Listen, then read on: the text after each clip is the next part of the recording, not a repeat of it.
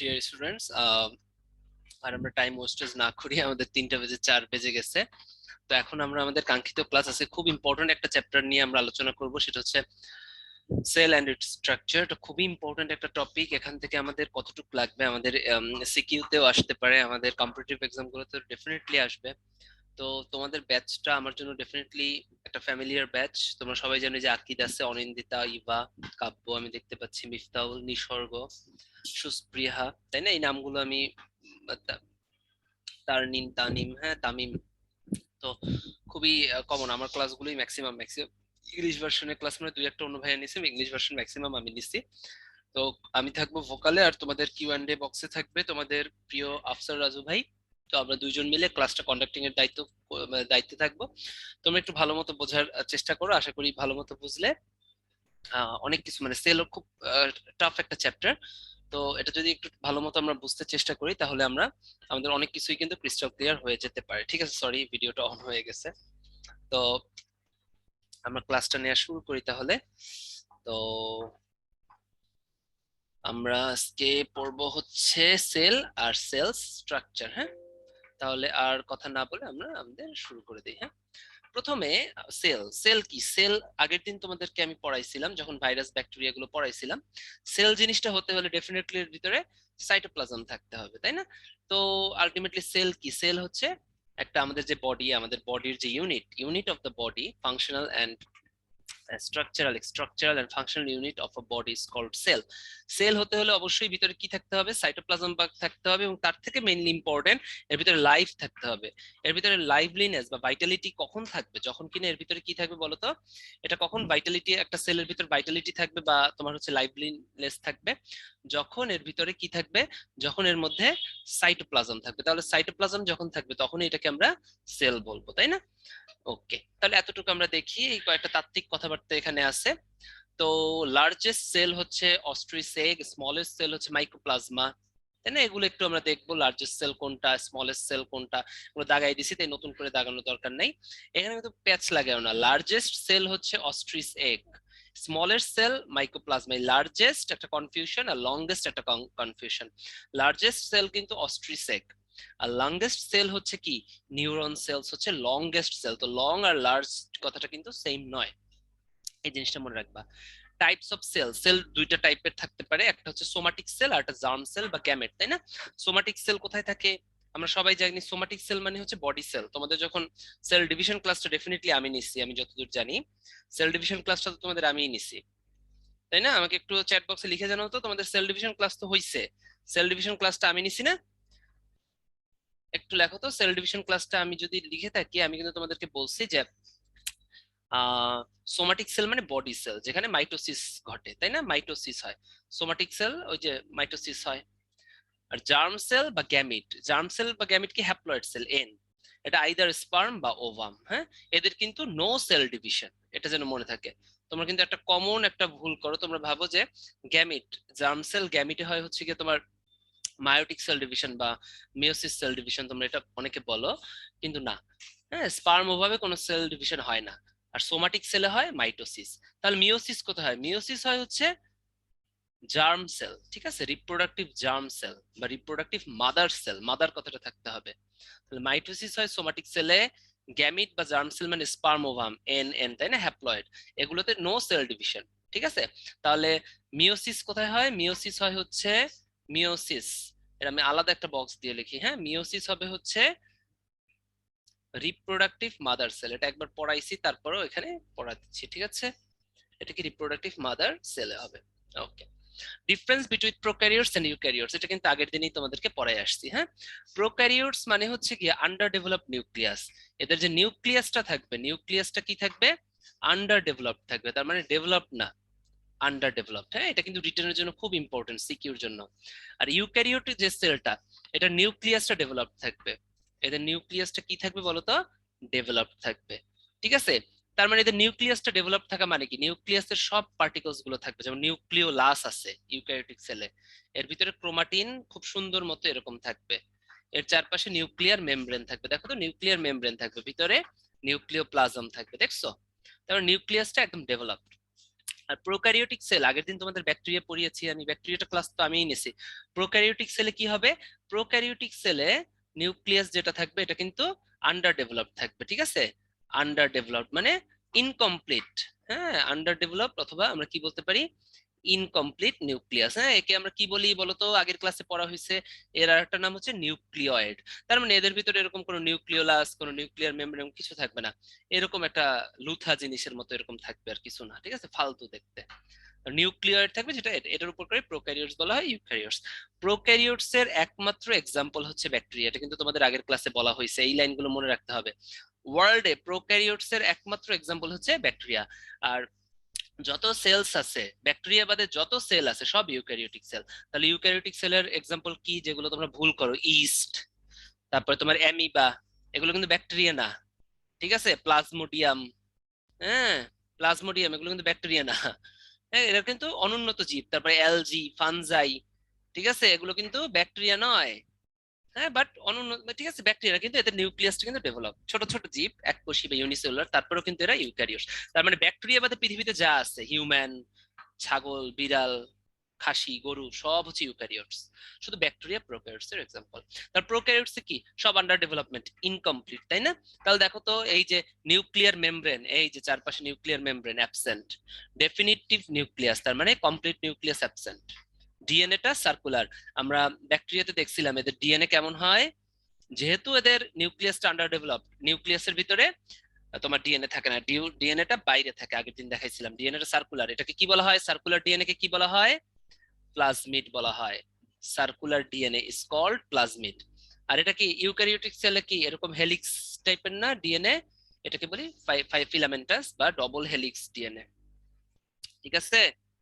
Double helix DNA, এই কথাগুলো কিন্তু জানতে হবে।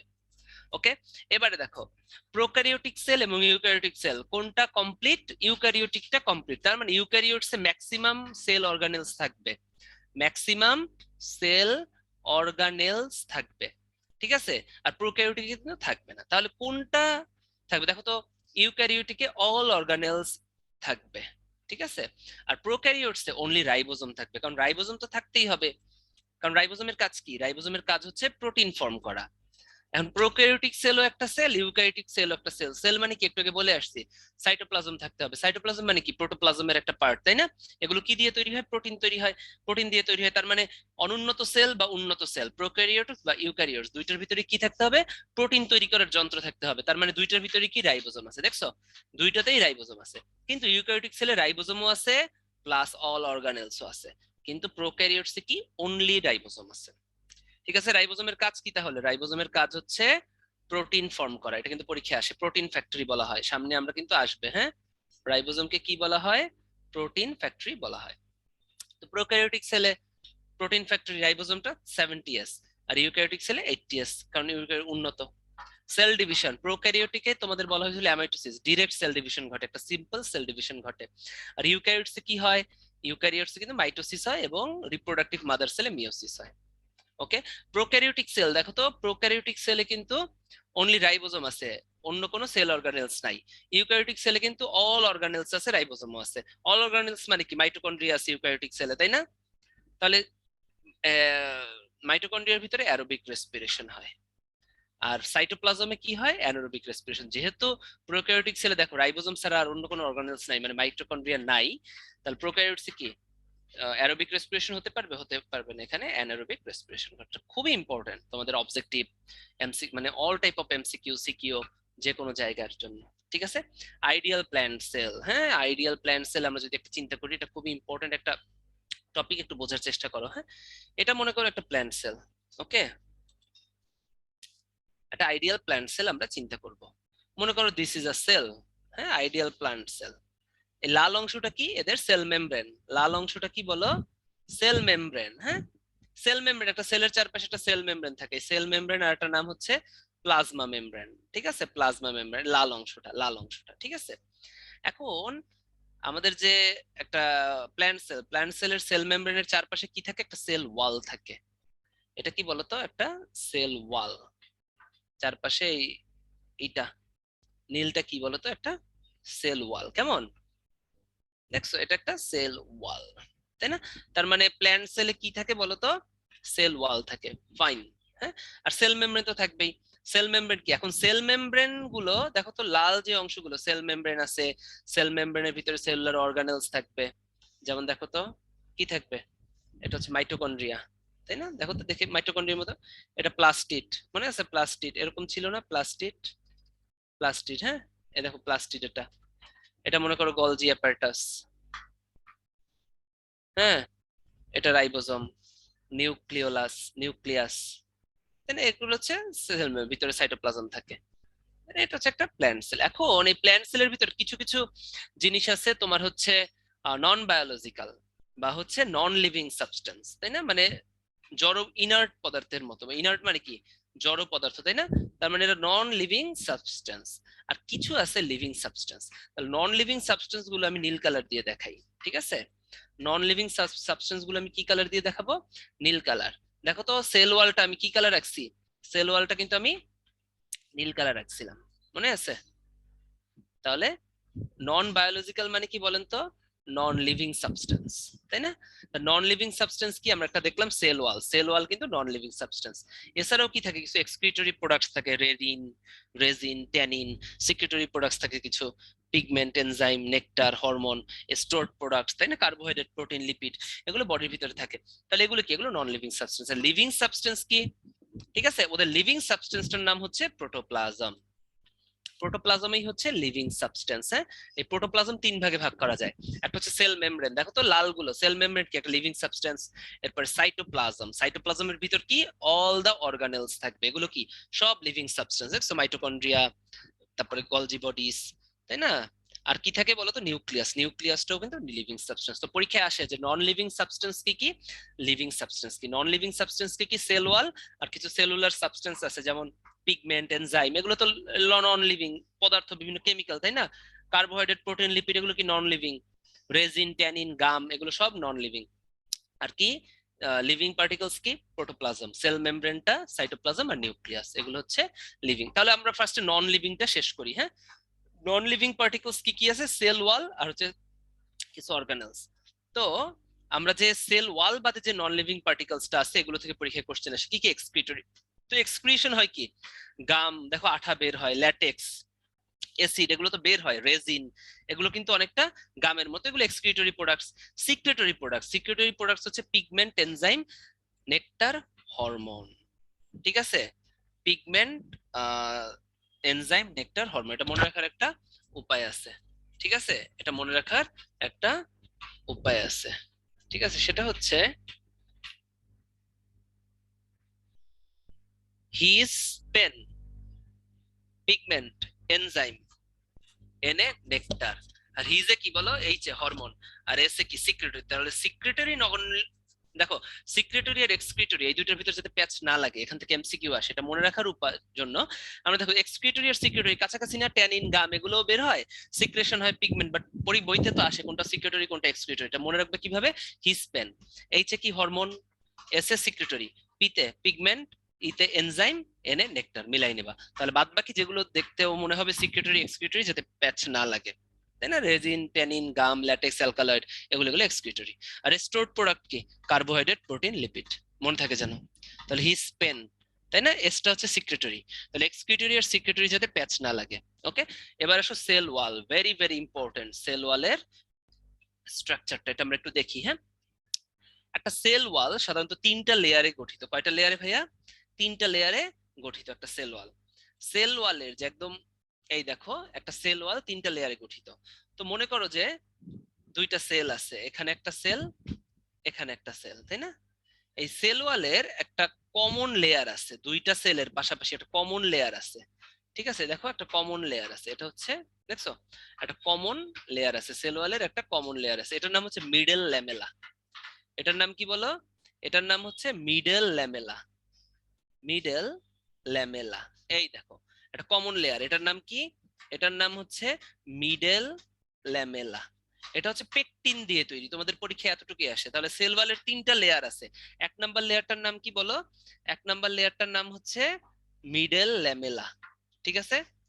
এরপরে দুই নাম্বার যে লেয়ার, দুই নাম্বার লেয়ারটার নাম হচ্ছে প্রাইমারি সেল, সেল লেয়ার কি বলো? Primary layer. কি বলবো আমরা? বলো প্রাইমারি সেল ওয়াল। ঠিক আছে, এই দেখো 2 নাম্বার লেয়ারটার নাম কি? প্রাইমারি সেল ওয়াল। এটার নাম প্রাইমারি সেল ওয়াল। এটা কিন্তু দেখছো, এই দেখো, তাহলে একটা থাকবে মিডল ল্যামেলা, একটা থাকবে প্রাইমারি সেল ওয়াল। তো প্রাইমারি সেল ওয়ালটাই কিন্তু ইম্পর্টেন্ট, প্রাইমারি সেল ওয়ালটাই ইম্পর্টেন্ট, এইটাই মূলত মেইন সেল ওয়াল, সেল ওয়ালের অংশ। ঠিক আছে, এটা তৈরি হচ্ছে সেলুলোজ দিয়ে। এটা কি দিয়ে তৈরি বলো? সেলুলোজ বা হেমি সেলুলোজ দিয়ে। পরীক্ষা কিন্তু আসে কোনটা কি দিয়ে তৈরি। ঠিক আছে, আর একটা লেয়ার থাকে যেটার নাম হচ্ছে সেকেন্ডারি লেয়ার। সেকেন্ডারি লেয়ার বা সেকেন্ডারি সেল ওয়াল, এই যে এটা একটু মোটা থাকে, দেখছো? সেকেন্ডারি সেল ওয়ালের দেখো তো মোটা একটা অংশ, তাই না? এটা এই 3 নাম্বার অংশটার নাম হচ্ছে, দেখো এই যে 3 নাম্বার, এটা হচ্ছে 3 নাম্বার অংশ। হ্যাঁ, এটার নাম হচ্ছে তোমার সেকেন্ডারি সেল ওয়াল। সেকেন্ডারি সেল ওয়াল। এই সেকেন্ডারি সেল ওয়ালটা তৈরি হচ্ছে তোমার লিগনিন, সুবেরিন এগুলো দিয়ে। পরীক্ষা কিন্তু আসে কোনটা কি দিয়ে তৈরি। এখন আসো, তোমাদের যদি পরীক্ষা আসে সেল ওয়াল মূলত কি দিয়ে তৈরি, প্ল্যান্টের সেল ওয়াল কি দিয়ে তৈরি, তখন তোমরা কি দিবা? প্যাচ লাগানো যাবে না। মেইনলি আমরা সেল ওয়াল বলতে কি বুঝি? প্রাইমারি সেল ওয়ালকে বুঝি, এটা মনে রাখবা, তাই না? কোন শিক্ষাটা বেশি ইম্পর্টেন্ট, কোন এডুকেশনটা বেশি ইম্পর্টেন্ট বলো তো? প্রাইমারি এডুকেশনটা কিন্তু সব থেকে ইম্পর্টেন্ট। প্রাইমারি এডুকেশনের উপর ভিত্তি করেই কিন্তু একটা দেশে লিটারেসি যে রেট, এটা নির্ণয় করা হয়। তাহলে প্রাইমারি এডুকেশনটা কিন্তু সব থেকে ইম্পর্টেন্ট ধরায়। প্রাইমারি জিনিস বলে না যে প্রাইমারি হোস্ট কোনটা, ডেফিনিট হোস্ট মানে সব থেকে ইম্পর্টেন্ট হোস্ট। তাহলে প্রাইমারি জিনিসটা সব থেকে ইম্পর্টেন্ট। তাহলে সেল ওয়াল যদি বলে কি দিয়ে তৈরি, পেকটিন থাকলো, সেলুলোজ থাকলো, লিগনিন, সুবেরিন, উত্তর কি দিব? সেলুলোজ, কারণ প্রাইমারি সেল ওয়ালটাই মেইনলি ইম্পর্টেন্ট। আর সেল ওয়ালের লেয়ার কয়টা? সেল ওয়ালের লেয়ার 3টা। 1 middle lamella, 2 primary cell wall, 3 secondary cell wall. ঠিক আছে, মিডল ল্যামেলা দেখো এই যে মধ্যেরটা middle lamella, middle lamella pectic acid বা পেকটিন দিয়ে তৈরি। প্রাইমারি সেল ওয়াল সেলুলোজ বা হেমিসেলুলোজ দিয়ে, আর সেকেন্ডারি সেল ওয়াল লিগনিন বা সুবেরিন দিয়ে তৈরি। এটাই পরীক্ষার জন্য মেইনলি ইম্পর্টেন্ট। তাহলে দেখো তো এটা খুব ইজি হয়ে গেল এই চিত্রটা। যেহেতু সেল ওয়াল দেখো, middle lamella first layer, primary cell ওয়াল কি সেকেন্ড লেয়ার, তাই না? ওইটা, আর থার্ড লেয়ার এটা।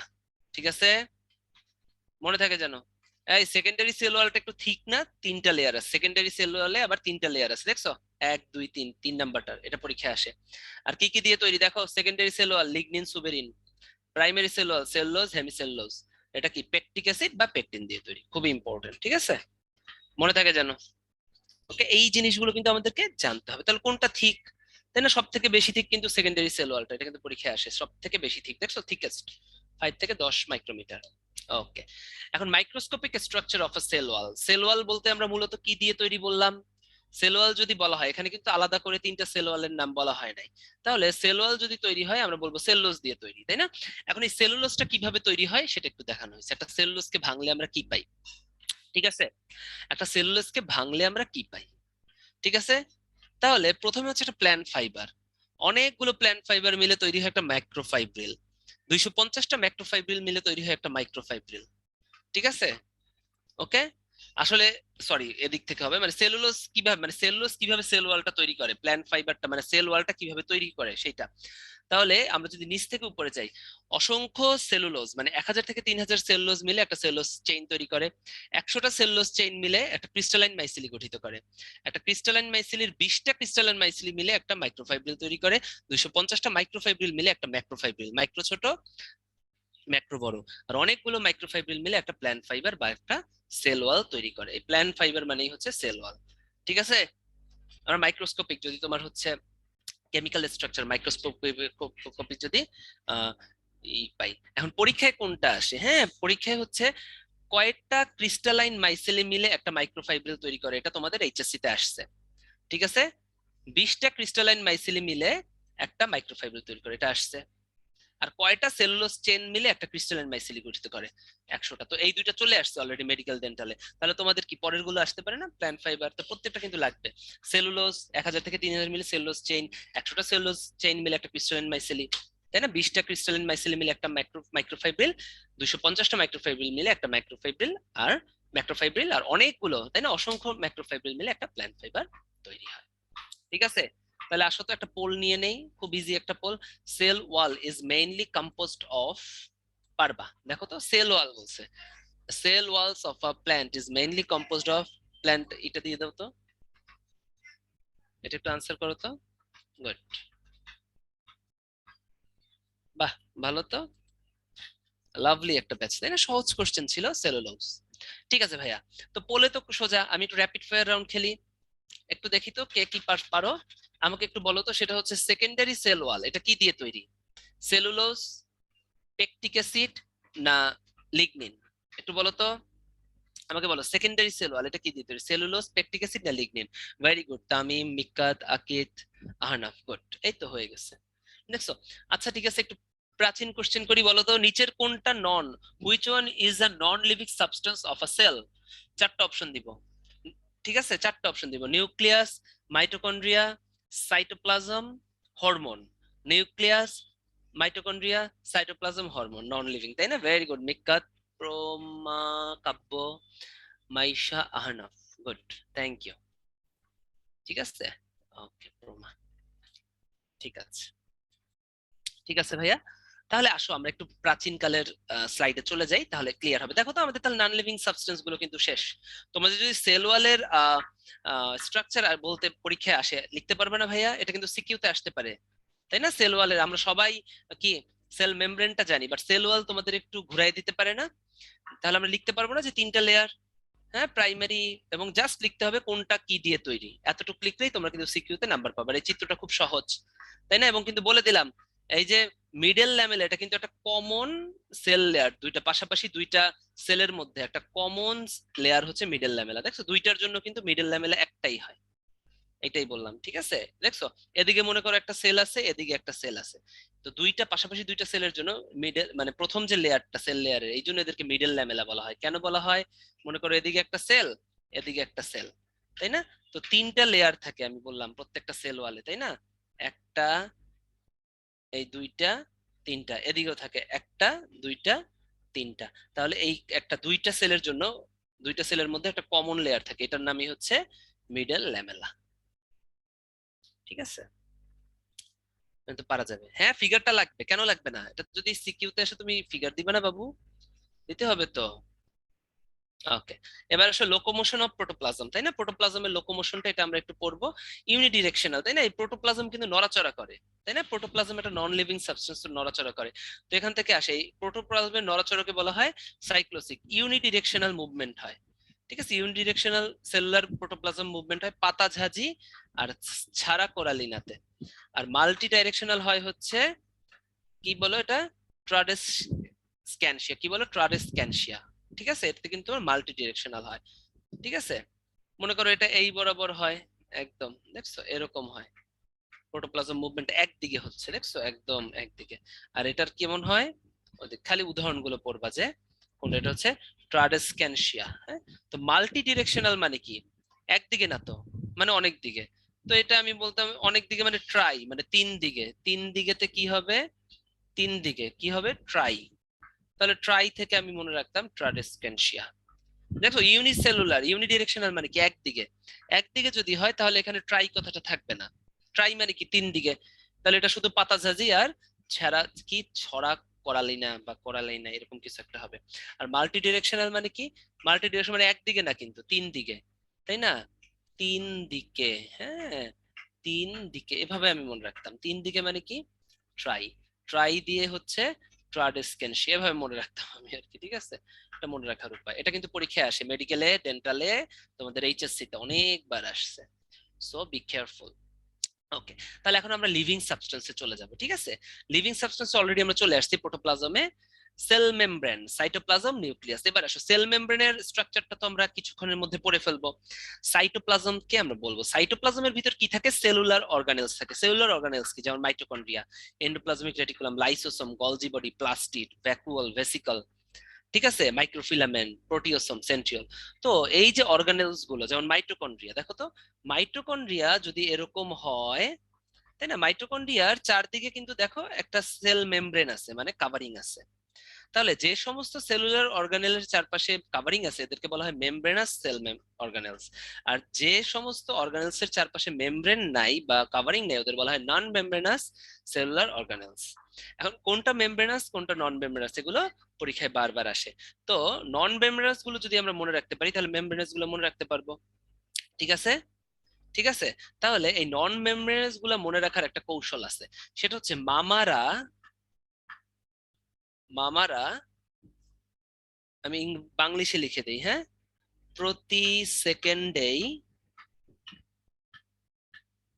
ইমোশনাল।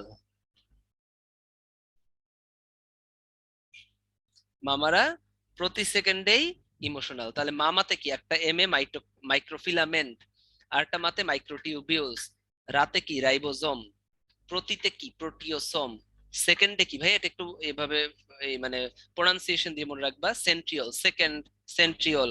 ইমোশনাল ই দিয়ে মনে রাখবা, ইমোশনাল ইন্টারমিডিয়েটে ই দিয়ে আমরা বলি না, ইমোশনালও ই দিয়ে বলবো। তাহলে এটা কি ইন্টারমিডিয়েট ফিলামেন্টস, মনে থাকবে।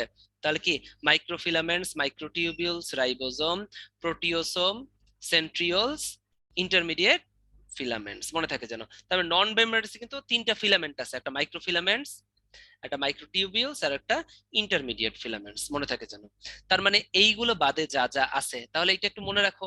মামারা প্রতি সেকেন্ডে emotional, mitochondria, sorry, microfilaments, mitochondria নাই কিন্তু, তিনটাই কি ফিলামেন্ট ছিল।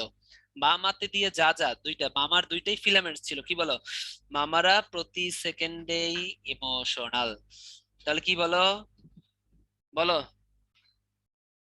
Microfilament, microtubules, ribosome, proteasome, centriole, intermediate filaments. তাহলে বাদ বাকি যা আছে, mitochondria, endoplasmic reticulum, lysosome, Golgi body, plastid, vacuole, এগুলো কি, এগুলো মেমব্রেনাস। ঠিক আছে।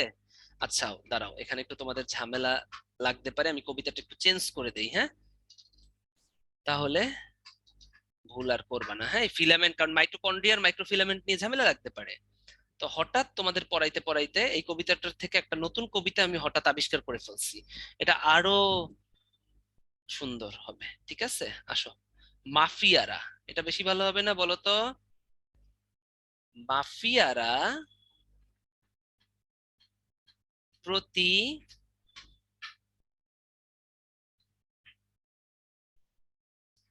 সেঞ্চুরিতে, সেঞ্চুরি মানে কি, শতাব্দীতে, তাই না, ইনফেকশাস। ঠিক আছে, ইনফেকশাস মানে কি বলো, এরা অ্যাটাক করে না, এরা তো সমাজের জন্য ইনফেকশাস, খারাপ জিনিস, তাই না। তাহলে মাফিয়াতে কি হবে বলো, মাইক্রোফিলামেন্ট, দেখছো মাফিয়া মাইক্রোফিলামেন্টস, আরটা মা আছে মাইক্রোটিউবিউলস, তাই না, মাইক্রোফিলামেন্ট যেহেতু আছে টিউবিউলসও থাকবে, প্রোটিওসোম, দেখো তো সেন্ট্রিওল, সেঞ্চুরিতে ইনফেকশাস, আই আছে, ইন্টারমিডিয়েট ফিলামেন্টস, তাহলে এগুলো বাদে যা থাকবে সবগুলো কি মেমব্রেনাস। তাহলে কি মাফিয়ারা, মাইক্রোফিলামেন্টস, রাইবোজোম, প্রোটিওসোম, এটা কি সেন্ট্রিওল, ইন্টারমিডিয়েট ফিলামেন্টস, তাহলে এগুলো বাদে যা আছে মেমব্রেনাস। তাহলে আসো আমরা একটা র্যাপিড ফায়ার রাউন্ড খেলি, এখান থেকে যদি 10 জায়গায় পরীক্ষা দিলে এখান থেকে কিন্তু 20 জায়গায় একটা কোশ্চেন আসবে। So be careful. আমি এখন এই কি যেন এই খেলবো, র্যাপিড ফায়ার রাউন্ড খেলবো, আসো। এভাবে নেমোনিক মনে রাখতেই হবে, নইলে কোনো উপায় নাই, ঠিক আছে।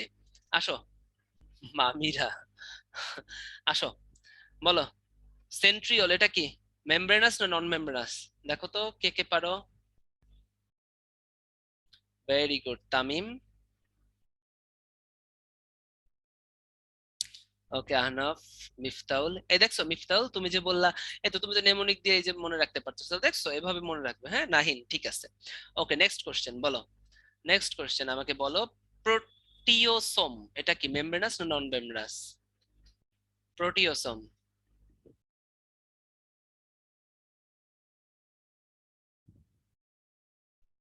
ভেরি গুড, এই দেখছো মিফতাউল সব পারতেছে, তারপরেও সে বলতেছে যে ভাইয়া নেমোনিক কিভাবে মনে রাখবো, দেখছো এই তো, এই মনের অজান্তেই তুমি মনে রাখতে পারবা, ঠিক আছে। ওকে মাইশা, আকিব, ঠিক আছে। এখন একটু বলো তো, পারঅক্সিসোম এটা কি, মেমব্রেনাস না নন মেমব্রেনাস, পারঅক্সিসোম, ভালো মতো বলো। ভেরি গুড, এই দেখছস, মিফতাউলই কিন্তু এখানে বলতেছিল যে ভাইয়া নেমোনিক মনে থাকে না, বাট ওর এই সব থেকে বেশি মনে রাখতেছে, ফার্স্টে ওই আনসার করতেছে।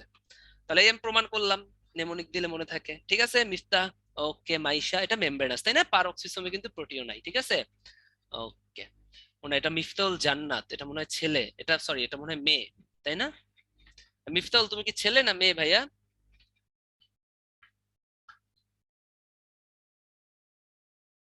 ওকে, ও আচ্ছা মেয়ে, ঠিক আছে, আমি তো মিফতা দেখছিলাম খালি, পরে দেখলাম জান্নাত। ওকে, আসো, তাহলে দেখো, ঠিক আছে, তাহলে মনে থাকবে টেকনিকটা, আমি আবার দেখাই। হ্যাঁ, নন মেমব্রেনাসটা আমরা শুধু মনে রাখবো, নন মেমব্রেনাসটা আমরা শুধু মনে রাখবো, ঠিক আছে? হ্যাঁ, এতটুকু পড়লে কিন্তু আমাদের আজকে 50% পড়া শেষ। নন মেমব্রেনাস কি? মাফিয়ারা প্রতি সেঞ্চুরিতে ইনফেকশাস। মাফিয়ারাতে কি? মাতে মাইক্রো, দেখো মাফি মাইক্রোফিলামেন্টস, রাতে রাইবোজোম, প্রতিতে কি? প্রোটিওসোম। সেঞ্চুরিতে কি বলো? সেন্ট্রিওল। ইনফেকশাসের ইন আছে তাই না? Intermediate filament. মনে থাকবে তাহলে, মাইক্রোফিলামেন্ট, মাইক্রোটিউবিউলস মনে থাকে যেন। হ্যাঁ, আর তাহলে এগুলো হচ্ছে নন মেমব্রেনাস। আর বাকি যা আছে, mitochondria, endoplasmic reticulum, Golgi body, plastid, peroxisome, দেখছো একটু আগে মিফতাউল পারছে, পারক্সিসম, এগুলো হচ্ছে মেমব্রেনাস। ওকে, তাহলে আসো এখন আমরা পড়বো হচ্ছে প্লাজমা মেমব্রেন। কি পড়বো? প্লাজমা মেমব্রেন, ঠিক আছে? প্লাজমা মেমব্রেন খুব মজার একটা জিনিস। এর ভিতরে ফ্লুইড মোজাইক মডেলটা পড়া লাগবে। এগুলো হচ্ছে রিডিং পড়বা, যে স্যান্ডউইচ মডেল হচ্ছে সাধারণত ড্যানিয়েলি ডেভিডসনের, আর ফ্লুইড মোজাইক মডেলটা দিছে সিঙ্গার নিকলসন। এটা খুব ইম্পর্টেন্ট। এই ফ্লুইড মোজাইক মডেলটা তোমাদের সিকিউতে আসতে পারে। তো আমরা একটু আগে পড়ে আসছি সেল ওয়াল, এখন কিন্তু বায়োলজিক্যাল বা হচ্ছে নন লিভিং পার্টিকেল পড়বো। তো লিভিং পার্টিকেলের ভিতরে এটা কি? এটা হচ্ছে সেল মেমব্রেন বা প্লাজমা মেমব্রেন। এটার স্ট্রাকচারটা খুব ইম্পর্টেন্ট। তো এটার স্ট্রাকচারটা হচ্ছে, এটা যদি আমরা চিন্তা করি, এটা খুবই সহজ। একটা প্লাজমা মেমব্রেন সাধারণত ফসফোলিপিড বাইলেয়ার দিয়ে গঠিত। ফসফোলিপিড বাইলেয়ার, তো ফসফোলিপিড মানে কি বলতো? একটা ফসফেট মাথা থাকবে, একটা ফসফেট হেড। এটা কি? এটা হচ্ছে একটা ফসফেট হেড, তাই না? আর একটা কি থাকবে বলতো? একটা ফ্যাটি অ্যাসিড লেজ বা টেইল। তাহলে ফসফেট হেড থাকবে, আর একটা ফ্যাটি অ্যাসিড টেইল থাকবে, ঠিক আছে? একটা ফসফেট হেড থাকবে, আর একটা কি বলো? আর একটা হচ্ছে ফ্যাটি অ্যাসিড টেইল থাকবে, সহজ কথায়। তাহলে এরকম কি বলবো, একেই কি বলবো আমরা? ফসফোলিপিড। কেন ফসফোলিপিড বলবো? এই ফ্যাটি অ্যাসিড মানে কি? তোরা বল, ফর ফ্যাটি অ্যাসিড মানে কি? লিপিড। তার মানে একটা ফসফেট হেড থাকবে আর একটা ফ্যাটি অ্যাসিড টেল থাকবে। তাহলে কি হয়ে গেল? ফসফোলিপিড। তাহলে কি বলছে? এই লেয়ারে একটা ফসফোলিপিড বাই লেয়ার থাকে। তাহলে দেখো তো, এই যে দেখো, একটা ফসফোলিপিড বাই লেয়ার আমি আঁকি, তাই না? এটা একটা ফসফোলিপিডের লেয়ার। বাই লেয়ার মানে কি? দুইটা লেয়ার থাকবে। এই দেখেন, এই একটা ফসফোলিপিডের লেয়ার, দেখছেন? এই দেখো তোমরা, দেখেছো? এটা একটা ফসফোলিপিডের লেয়ার। কেমন? তাহলে ফসফোলিপিড বাই লেয়ার হইলো, এই একটা লেয়ার, দুই একটা লেয়ার। তাহলে কি থাকে? ফ্লুইড মোজাইক মডেল আমরা পড়তেছি। ফ্লুইড মোজাইক মডেলে আমরা দেখলাম লিপিড থাকে। প্রথমে কি থাকে? এক নম্বরে লিপিড থাকে। লিপিড হিসেবে কি থাকে? ফসফোলিপিড থাকে। কি থাকে? ফসফোলিপিড থাকে, তাই না? শুধু কি ফসফোলিপিড লিপিড থাকে বাই লেয়ারে? না, আমরা আরেকটা জিনিস পাবো, প্রোটিনও থাকে। দুই নাম্বার কি অংশ থাকে বলো? প্রোটিন থাকে। এখন প্রোটিনটা থাকে তিন প্রকার, ঠিক আছে? এই দেখো, এই দুই লেয়ারের মধ্য মিলে একটা প্রোটিন থাকতে পারে। এটার নাম হচ্ছে ইন্টেগ্রাল প্রোটিন। কি বলো? ইন্টেগ্রাল প্রোটিন, ঠিক আছে?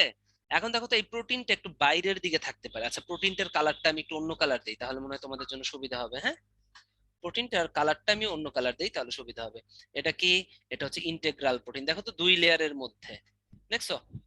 এই এটা হচ্ছে এক নাম্বার লেয়ার, এটা হচ্ছে দুই নাম্বার লেয়ার। এই দুই লেয়ারের মধ্যে জুড়ে ইন্টেগ্রাল প্রোটিন থাকে, তাই না? দেখো তো, বাইরের দিকে একটা প্রোটিন থাকে। বাইরে মানে কি? পেরিফেরি। এটার নাম হচ্ছে পেরিফেরাল প্রোটিন, দেখছো? তাহলে দুই নম্বরে কি প্রোটিন থাকে? কি কি থাকে? তিন প্রকার protein: integral protein, peripheral protein. তাহলে দেখো তো, এই দেখো ইন্টেগ্রাল প্রোটিন একদম দুই লেয়ার মিলাইয়া আছে, দেখছো? আর এটা দেখো তো, পেরিফেরাল প্রোটিন থাকে, পেরিফেরাল বাইরের দিকে থাকে, ঠিক আছে? ঠিক আছে। আর একটা থাকে চ্যানেল প্রোটিন। কি প্রোটিন থাকে বলতো? চ্যানেল প্রোটিন, যেটা হচ্ছে ভিতরে বাইরে নাই, ঠিক আছে? হ্যাঁ, ভিতরে এবং বাইরে নাই। ইন্টিগ্রাল প্রোটিন মানে দুই লেয়ারের একদম ভিতরে থাকবে। আর চ্যানেল প্রোটিনটা কি? চ্যানেল প্রোটিনটা হচ্ছে ভিতরে বাইরেও থাকবে, কিন্তু পুরা একদম আর একটু বর্ধিত থাকবে আর কি।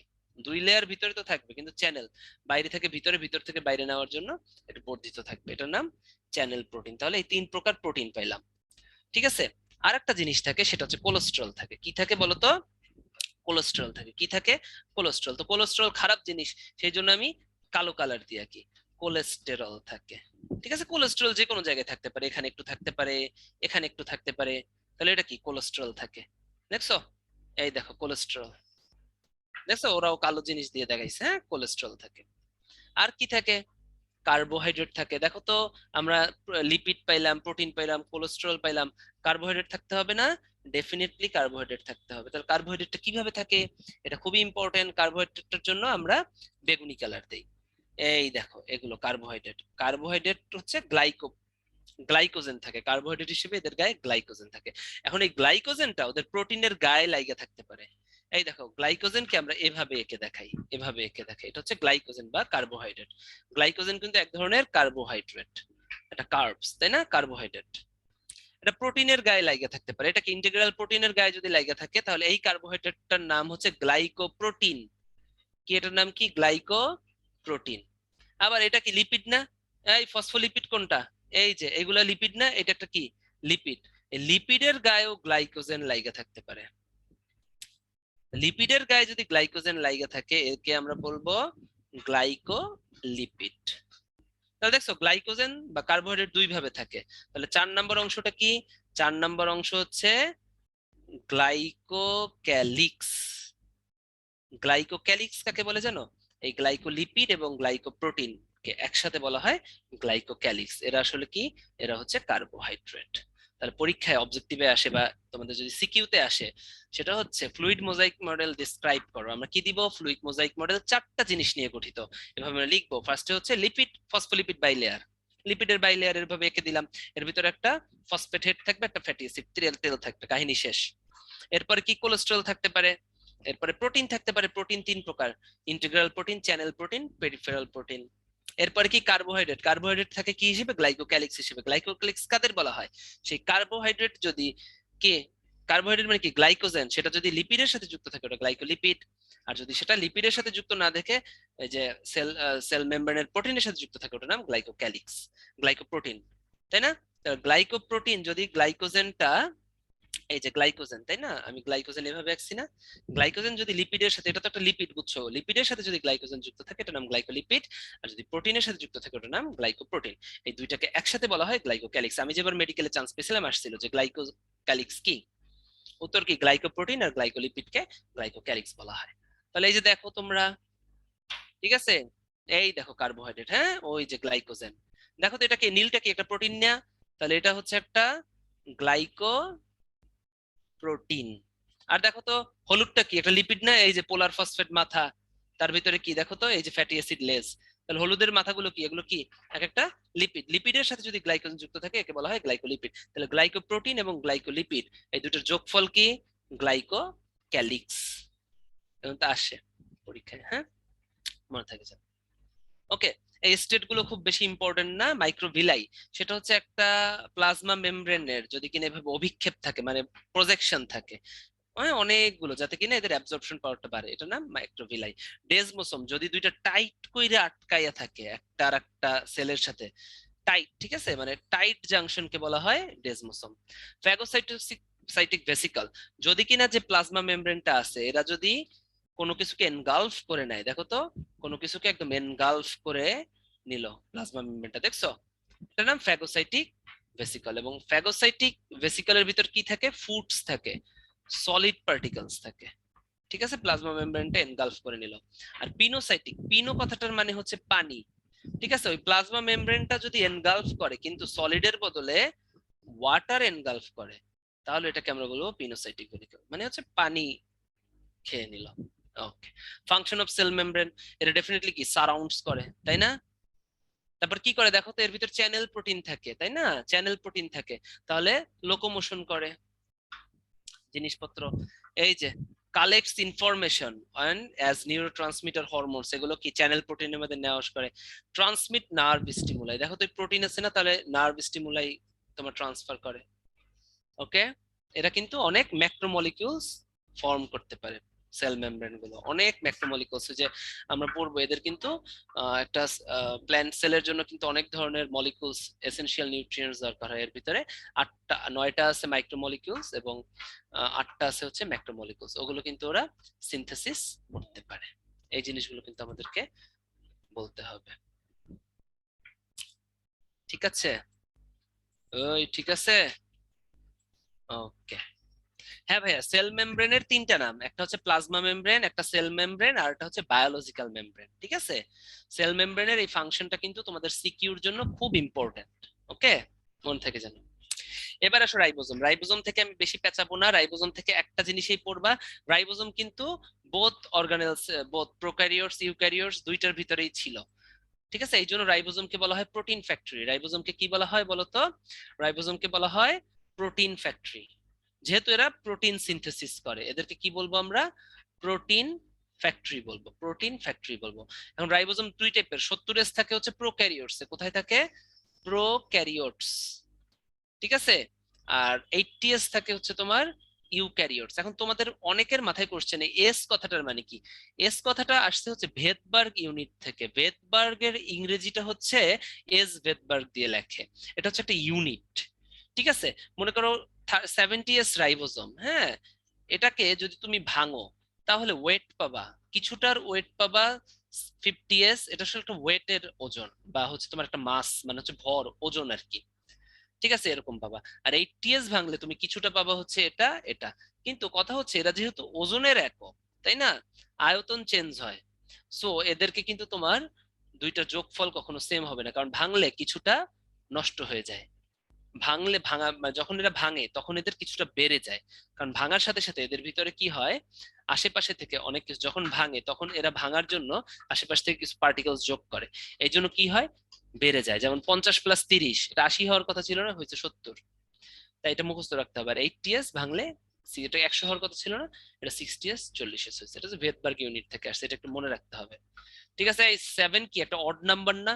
তো দেখো 70S ভাঙলে দুইটা অড নাম্বার পাই, 5 3। আর 80S এর 8 কি একটা ইভেন নাম্বার, এটা ভাঙলে দুইটা ইভেন নাম্বার পাই, 6 4। এভাবে আমি মনে রাখতাম আর কি। ফাংশন অফ রাইবোজোম, প্রোটিন সিনথেসিসটা মনে রাখবা। আর অন্যগুলো মেটাবলিজম অফ ফ্যাট, এগুলো একটু মনে রাখতে পারো, বাট খুব বেশি ইম্পর্টেন্ট না। প্রোটিন সিনথেসিসটা মনে রাখতে হবে, কারণ এত কিছু তো মনে রাখা যায় না। গলজি বডিস, হ্যাঁ, গলজি বডিস কি ছিল? এই রাইবোজোম কি, মামারা প্রতি সেকেন্ডেই, বা মাফিয়ারা কে প্রতি সেঞ্চুরিতেই কি ইনফেকশাস। তাহলে রাইবোজোম কি একটা নন মেমব্রেনাস, তাই না? এই কথাগুলো কিন্তু আর বলবো না। আর এটা ইনভেন্ট করে আলবার্ট ক্লড, এটা লাগবে। হুম, গলজি বডিস, গলজি বডিসটা কিন্তু মেমব্রেনাস, তাই না? এটা কিন্তু ওই যে মামারা প্রতি সেঞ্চুরিতে ইনফেকশাসে নাই, তাহলে গলজি বডিস কি অবশ্যই মেমব্রেনাস। হ্যাঁ, গলজি বডি খুব ইম্পর্টেন্ট একটা জিনিস, গলজি বডির কাজটা আমাদের পড়তে হবে। গলজি বডির কাজের জন্য আমাদের কয়েকটা জিনিস দেখতে হবে। দেখো তো, এরা লাইসোসোম প্রোডাকশন করে, নন প্রোটিন সাবস্টেন্স প্রোডাকশন করে। দেখো তো, প্রোটিন ফ্যাক্টরি কে? প্রোটিন ফ্যাক্টরি হচ্ছে রাইবোসোম। তাহলে নন প্রোটিন ফ্যাক্টরি কে? রাইবোসোমের পরে গলজি বডি পড়তেছে, এটা কি নন প্রোটিন সাবস্টেন্স। এটা সেল প্লেট ফরমেশন করে, যেটা সেল ডিভিশনে হেল্প করে। ঠিক আছে, এরা প্যাকেজিং সেন্টার হিসেবে কাজ করে। প্যাকেজিং সেন্টার মানে কি, এরা ডিফারেন্ট ফুড পার্টিকেলস প্যাকেট করে আলাদা আলাদা জমা রাখে। মনে করো যে প্রোটিন, আমরা যদি মাছ, সবজি একসাথে প্যাকেট করে রাখি, তাহলে দেখো তো সবজির কার্বোহাইড্রেট, মাংসের প্রোটিন, এগুলো একসাথে মিশে মিলে দুইটার টেস্ট বা দুইটার স্ট্রাকচার টেক্সচার নষ্ট করে দিবে না? সেই জন্য বডির ভিতরেও প্রোটিন প্রোটিনের প্যাকেটে থাকতে হবে, কার্বোহাইড্রেট কার্বোহাইড্রেটের প্যাকেটে থাকতে হবে, লিপিড লিপিডের প্যাকেটে থাকতে হবে। ওইটা করে গলজি বডিস। ঠিক আছে, এরা আরো কিছু জিনিস করে, লাইসোসোম ফর্ম করে। আর প্রোটিন সিনথেসিস করে কে? প্রোটিন সিনথেসিস করে রাইবোসোম। তাহলে গলজি বডি কি করবে? নন প্রোটিন সাবস্টেন্স গুলো সিনথেসিস করবে।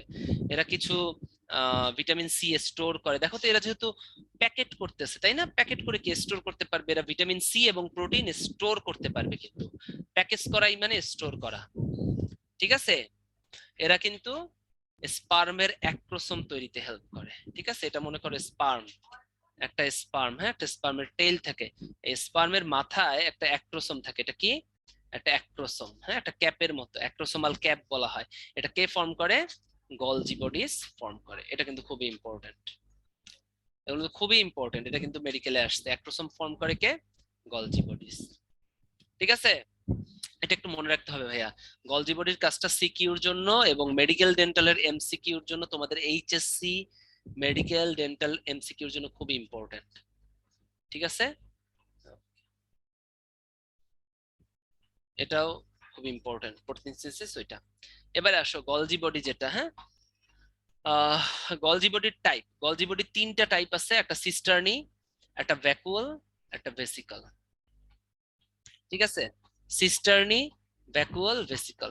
তাহলে এটা উদাহরণ মনে রাখার জন্য সিভিভি। এই গলজি বডি, এখন গলজি বডি যেটা আছে এটা কি? সিভিভি মনে রাখো, সিস্টার্নি, ভ্যাকুয়াল, ভেসিকল, এটা একটু মনে রাখো। এবার আসো লাইসোসোম। লাইসোসোম কে ফর্ম করে বলো? লাইসোসোম ফর্ম করে হচ্ছে গলজি বডি। এখন লাইসোসোমের কাজ কি? লাইসোসোমের পাশে লিখে রাখো বোম, এরা বোম্বিং করে, বোম্বিং করে। এরা কিভাবে বোম্বিং করে? লাইসোসোম এমন একটা জিনিস, লাইসোসোমের ভিতরে তোমার হচ্ছে, লাইসোসোমের ভিতরে বিভিন্ন টাইপের এনজাইম থাকে, যেটার নাম হচ্ছে হায়ালুরোনিডেস। মনে করো লাইসোসোম একটা পার্টিকেলস, এটার ভিতরে কি থাকে? এনজাইম। লাইসোসোম কি বলতো? মেমব্রেনাস না নন মেমব্রেনাস? Definitely membranous. আমরা কি মাফিয়ারা প্রতি সেঞ্চুরিতেই ইনফেকশাস, ওটার ভিতর পাইছি? পাই নাই। তা লাইসোসোম কি? এটা মেমব্রেনাস। তার মানে কি? এটা একটা থলির মতো, চারপাশে মেমব্রেন, এদের ভিতরে কি থাকে? একটা এনজাইম থাকে। এনজাইমটার নাম হচ্ছে হায়ালুরোনিডেস। কি বলো? হায়াল ইউরোনিডেস। ঠিক আছে, এই যে এনজাইমটা থাকে, এই এনজাইমটা হচ্ছে টক্সিক। কোনো জীবাণু ঠিবাণু আসলে ওকে ধ্বংস করে। তাহলে কোনো জীবাণু যখন আসে তখন কি হয়? এই বোমটা, লাইসোসোমের এই মেমব্রেন ফেটে যায়, ফলে এই এনজাইম গুলো চারপাশে ছড়িয়ে যায়। এনজাইম গুলো একাধারে জীবাণুও মারে, আবার একাধারে তোমার যে সেলের ভিতরে জীবাণুটা ঢুকে ওই সেলকেও মেরে ফেলে। কারণ এই হাইড্রোজেন এনজাইমটা খুব খারাপ জিনিস, এটা জীবাণুকেও মারবে, যে সেলে ঢুকবে ওই সেলকেও মেরে ফেলে। তাহলে এরা কি করে বলতো? সুইসাইডাল স্কোয়াড, মানে জীবাণুকে তো মারলই, যে সেলে জীবাণু ঢুকছে, যে সেলে, মনে করো একটা সেল, হ্যাঁ, এই সেলটার ভিতরে জীবাণু ঢুকলো, তাই না? ওই জীবাণুকে তো মারবেই, ওই হ্যালোরেজের সাথে সাথে এই সেলটাকেও মেরে ফেলে। এই জন্য একে বোম বলা হয়। বোম দিয়ে সাধারণত সুইসাইডাল স্কোয়াডরা কাজ করে, সেই জন্য এদেরকে বলা হয় suicidal squad. Very very important medical dental ভার্সিটির জন্য। এই সুইসাইডকে কি বলা হয়? অটোলাইসিস, মানে নিজেকে মেরে ফেলা। তার মানে জীবাণু মারতে যেয়ে নিজেকেও মেরে ফেলে। ঠিক আছে, এই দুটো খুবই ইম্পর্টেন্ট ভাইয়া, সব মনে রাখা লাগবে না। ফ্যাগোসাইটোসিস, পিউনোসাইটোসিস দরকার নেই এতটুকু। অটোলাইসিস করে এবং সুইসাইডাল স্কোয়াড হচ্ছে লাইসোসোম হিসেবে কাজ করে। আর কোনটা মেমব্রেনাস নন মেমব্রেনাস মনে থাকবে। আর নোমেনক্লেচার, এটার নাম দেয় হচ্ছে মিস্টার দুবে। কে দেয়? দুবে। লাইসোসোমের অনেকগুলো নাম আছে, ঠিক আছে। প্লান্ট সেলের লাইসোসোমকে আমরা অলিওসোম বলতে পারি। হ্যাঁ, এটা একবার ডেন্টালে আসছিল, মনে থাকে জানো? Dental admission test, BDS admission test. Okay, এবারে আসো একটা পোল নিয়ে নেই। Which one is called the suicidal squad of the cell? Suicidal squad কোনটাকে বলা হয়? একটু তাড়াতাড়ি আনসার করে দাও।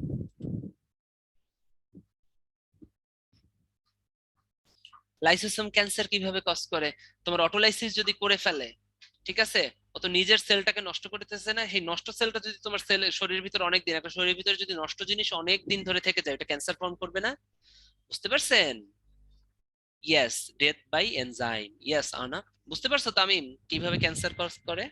ওকে, লাভলি, নট ব্যাড। 94% সঠিক উত্তর দিয়েছো, এই জন্য তোমাদেরকে ধন্যবাদ। এটা কি হবে? লাইসোসোম। হ্যাঁ, গলজি বডি হচ্ছে ভাই প্যাকেজিং সেন্টার, প্যাকেজ করে, ওরা প্যাকেট করে রাখে। আর লাইসোসোম তো বোম, সুইসাইডাল স্কোয়াড, মনে থাকে জানো? ওকে, এবার হচ্ছে এন্ডোপ্লাজমিক রেটিকুলাম। হ্যাঁ, এন্ডোপ্লাজমিক রেটিকুলাম খুব ইম্পর্টেন্ট, এটা মনে রাখতে হবে আমাদের। এন্ডোপ্লাজমিক রেটিকুলাম কি? এটা, এন্ডোপ্লাজমিক রেটিকুলাম হচ্ছে এমন একটা জিনিস, যে জিনিসটা দুইটা টাইপ। একটা হচ্ছে স্মুথ এন্ডোপ্লাজমিক রেটিকুলাম, আর একটা হচ্ছে তোমার rough endoplasmic reticulum. Rough endoplasmic reticulum কি? রাফ এন্ডোপ্লাজমিক রেটিকুলাম এমন কিছু এন্ডোপ্লাজমিক রেটিকুলাম, এই যে এন্ডোপ্লাজমিক রেটিকুলাম থেকে এরকম, হ্যাঁ, এরকম থাকে। মনে করো যে এটা একটা এন্ডোপ্লাজমিক রেটিকুলাম। হ্যাঁ, সাধারণত এরা নিউক্লিয়াস থেকে তৈরি হয়, এরকম নিউক্লিয়াস থেকে তৈরি হয়। হ্যাঁ, তো কিছু কিছু এন্ডোপ্লাজমিক রেটিকুলাম থাকে রাফ। কেন রাফ থাকে? এদের ভিতরে ছোট ছোট ছোট ছোট গ্রানিউলস থাকে, এজন্য রাফ থাকে। এখন কিসের জন্য রাফ হয় জানো? এদের ভিতরে রাইবোজোম থাকে। তাহলে যদি কিনা প্রেজেন্স অফ রাইবোজোম থাকে, ঠিক আছে, দেখো তো, on the basis of presence of রাইবোজোমের উপর দুইটা ভাগে ভাগ করা যায়। রাফ এন্ডোপ্লাজমিক রেটিকুলাম, রাফে কি থাকবে? রাইবোজোম প্রেজেন্ট থাকবে, এই জন্য রাফ হয়। আর স্মুথটাই কি হবে বলো? স্মুথটা কেন স্মুথ হবে? রাইবোজোম অ্যাবসেন্ট থাকবে। আর এরা স্মুথ হওয়ার কারণ আছে, এদের ভিতরে একটা স্মুথ পার্টিকেলস থাকে, ওটার নাম হচ্ছে গ্লাইঅক্সিসোম। স্মুথটার ভিতরে কি থাকে? গ্লাইঅক্সিসোম। গ্লাইঅক্সিসোম হচ্ছে একটা স্মুথ পার্টিকেলস, পাউডারের মতো একদম স্মুথ একটা পার্টিকেলস, ঠিক আছে, তেলের মতো। ওই গ্লাইঅক্সিসোমটা থাকার কারণেই এটা স্মুথ হয়। তাহলে কি এটা পরীক্ষায় আসে? স্মুথ, যে তোমার কি বলে এটাকে, স্মুথ এন্ডোপ্লাজমিক রেটিকুলাম, এদের কি রাইবোজোম অ্যাবসেন্ট বা গ্লাইঅক্সিসোম প্রেজেন্ট, এটা স্মুথ। আর রাফটাই কি? Ribosome present. তাহলে রাফটার কাজ কি হবে দেখো তো? এটা রাইবোজোম প্রেজেন্ট, রাইবোজোমের কাজ কি ছিল? প্রোটিন সিনথেসিস করা। তাহলে রাফটা কি করবে? প্রোটিন সিনথেসিস করবে বা প্রোটিন তৈরি করবে, ঠিক আছে। আর স্মুথটার তো আর রাইবোজোম নাই, তাহলে স্মুথটার কাজ কি হবে? নন প্রোটিন সাবস্টেন্স তৈরি করবে, মনে থাকবে। স্মুথটা কি করবে? নন প্রোটিন তৈরি করবে। ঠিক আছে, এই দেখো রাফ এন্ডোপ্লাজমিক রেটিকুলামে রাইবোজোম অ্যাটাচড, এটাই নট অ্যাটাচড। এই ফাংশন কি? Protein formation. আর এটাই কি দেখো তো? Synthesis of fat, glycogen. ঠিক আছে, হরমোনটা ভুল, কাটা, কারণ হরমোন তো এক ধরনের প্রোটিন, তাই না? এটা কেটে দিলাম। ওকে, মনে থাকবে, এগুলো যেন মনে থাকে, এই জিনিসগুলো কিন্তু খুব ভালো মতো মনে থাকতে হবে। এবারে আসো, on the basis of structure, আমরা গলজি বডি তিনটা প্রকার পাইছিলাম, সিস্টার্নি, ভেসিকল, ভ্যাকুয়াল। আর এন্ডোপ্লাজমিক রেটিকুলাম বা ইটি, এটা কে? ইআর। এন্ডোপ্লাজমিক রেটিকুলাম কি? ইআর, তাই না? এন্ডোপ্লাজমিক রেটিকুলাম এরা কি? এরা হচ্ছে স্ট্রাকচারের উপর তিনটা টাইপের, হচ্ছে সিভিটি।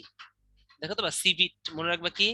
সিভিট, সিস্টার্নি, ভেসিকল, এদের ভ্যাকুয়াল নাই, টিউবিউলাস, এই দুটো কিন্তু প্যাচ না লাগে যাতে।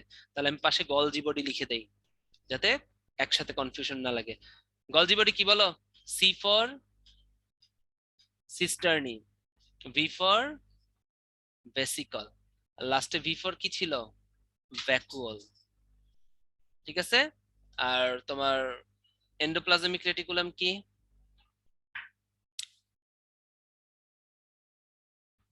এন্ডোপ্লাজমিক রেটিকুলাম কি বলো? C V T, C V T, C for cisternae, V for vesicle, T for tubule. এই জায়গায় কিন্তু পরীক্ষায় আসে। তার মানে ভ্যাকুয়ালটা কি?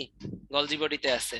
আর এন্ডোপ্লাজমিক রেটিকুলামে ভ্যাকুয়াল নাই, ভ্যাকুয়ালের পরিবর্তে কি আছে? সিভিট, টি আছে, টিউবিউলস আছে। তাহলে ভ্যাকুয়ালে কাহিনী আছে লাস্টে, কিন্তু ভেসিকল কিন্তু দুইটাতেই থাকে। মনে থাকে যেন সিভিট আর সিভিভি দিয়ে মনে রাখতে হবে। ওকে, এবারে এন্ডোপ্লাজমিক রেটিকুলামের ফাংশন দেখো, অলরেডি হয়ে গেছে। এন্ডোপ্লাজমিক রেটিকুলাম কিন্তু acts as a frame of protoplasm, তাই না? এরা নিউক্লিয়াস থেকে তৈরি হয়ে কেমন এরকম এরকম থাকে না? মনে করো যে একটা নিউক্লিয়াস থেকে এরা তৈরি হয়, নিউক্লিয়ার মেমব্রেন থেকে এন্ডোপ্লাজমিক রেটিকুলামটা এরকম হয়ে তৈরি হয়, তাই না? ওকে, এরকম হয়ে তৈরি হয়, খুব ভালো কথা। তাহলে এরা কি একটা ফ্রেমের মতো তৈরি করে না? ওকে, মনে থাকে জানো। তারপর দেখো লিপিড, গ্লাইকোজেন, এগুলো ফরমেশন করে। হ্যাঁ, ভিটামিন, স্টেরয়েড, এগুলো কি? নন প্রোটিন সাবস্টেন্স গুলো তৈরি করে। এছাড়া যেটা রাফ, যেটা প্রোটিন তৈরি করে, ওগুলোই লিখছে। হ্যাঁ, ট্রান্সপোর্ট হিসেবেও কাজ করে। তো সব তো মনে থাকবে না, তো ইম্পর্টেন্ট ইম্পর্টেন্ট গুলো যাতে মনে থাকে, এগুলো লিখলেই হবে, তিনটা চারটা পরীক্ষায় আসলেই হবে। Okay, mitochondria very very important. Mitochondria এটা পড়তে খুব ভালো লাগবে। মাইটোকন্ড্রিয়া এই দুটো ইম্পর্টেন্ট। কলিকার হচ্ছে তোমার নেম দেয়, ঠিক আছে? মাইটোকন্ড্রিয়ার নামকরণ করেন হচ্ছে named after, mitochondria is named after by কে? নাম দেয়, তাই না? Named after by Kolliker, mitochondria named after by Kolliker. ঠিক আছে। আর বেন্ডা হচ্ছে এটা ইনভেন্ট করে বা ডিসকভার করে, ইনভেনশন করে কে? বেন্ডা। এই দুটো মনে রাখতে হবে। মাইটোকন্ড্রিয়ার আমাদের এটা পড়তে হবে, খুব ইম্পর্টেন্ট। মাইটোকন্ড্রিয়ার স্ট্রাকচারটা খুব ইম্পর্টেন্ট। হ্যাঁ, মাইটোকন্ড্রিয়া আমি যদি চিন্তা করি, এটা দুইটা, এটা কি মাইটোকন্ড্রিয়া কি? একটা মেমব্রেনাস, কিন্তু চারদিকে কাভারিং আছে। হ্যাঁ, এটা কিন্তু মামারা, মাফিয়ারা প্রতি সেকেন্ডে, মাইক্রোফিলামেন্ট, মাইক্রোটিউবিউলস হচ্ছে নন মেমব্রেনাস। মাইটোকন্ড্রিয়াটা কিন্তু না, এটা কিন্তু মেমব্রেনাস।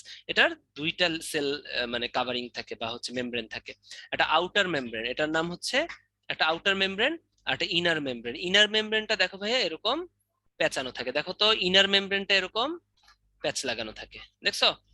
ইনার মেমব্রেনটা কিন্তু পেঁচানো থাকে, এটা কিন্তু পড়তে হবে। ইনার মেমব্রেনটা কি থাকে?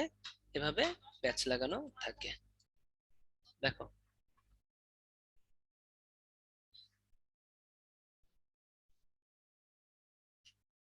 দেখছেন, ইনার মেমব্রেনটা প্যাচ লাগানো থাকে। হ্যাঁ, তাহলে একটা আউটার মেমব্রেন থাকে আর একটা ইনার মেমব্রেন থাকে, খুব ফ্যান্টাস্টিক, তাই না? এই যে ইনার মেমব্রেনের ভিতরে ওদের ইলেকট্রন ট্রান্সপোর্ট সিস্টেম থাকে, এটাই কিন্তু পরীক্ষা ইম্পর্টেন্ট। ইনার মেমব্রেনের ভিতর কি হয়? ইলেকট্রন। আমরা যখন রেসপিরেশন করবো, রেসপিরেশনের ভিতরে মাইটোকন্ড্রিয়ার ভিতর কিন্তু শুধুমাত্র কি ইটিএসটা হয় কোথায়? ইনার মেমব্রেনে। তাহলে ইনার মেমব্রেনে কি থাকে? এতটুকু করবে, এগুলো হচ্ছে ইলেকট্রন ট্রান্সপোর্ট সিস্টেম, ওই যে রেসপিরেশনের 4 নম্বর ধাপ। এবং এই ভিতরে যে তোমার এই যে ইনার মেমব্রেনের মধ্যে যে তোমার কম্পার্টমেন্টটা, এর ভিতরে এভাবে ডট ডট ডট, এগুলো কি? এগুলোর নাম হচ্ছে ম্যাট্রিক্স। এগুলোর নাম কি বলো? এগুলোর নাম হচ্ছে ম্যাট্রিক্স থাকে। এদের ভিতর কি থাকে? ম্যাট্রিক্স থাকে। ঠিক আছে, এইটা খুব ইম্পর্টেন্ট। নর্মালি পার সেলে 300 থেকে 400টা মাইটোকন্ড্রিয়া থাকে, অ্যামিবাতে অনেক বেশি থাকে। লিভার সেল কি বলতো? বডির সেলুলার ল্যাবরেটরি বলা হয়।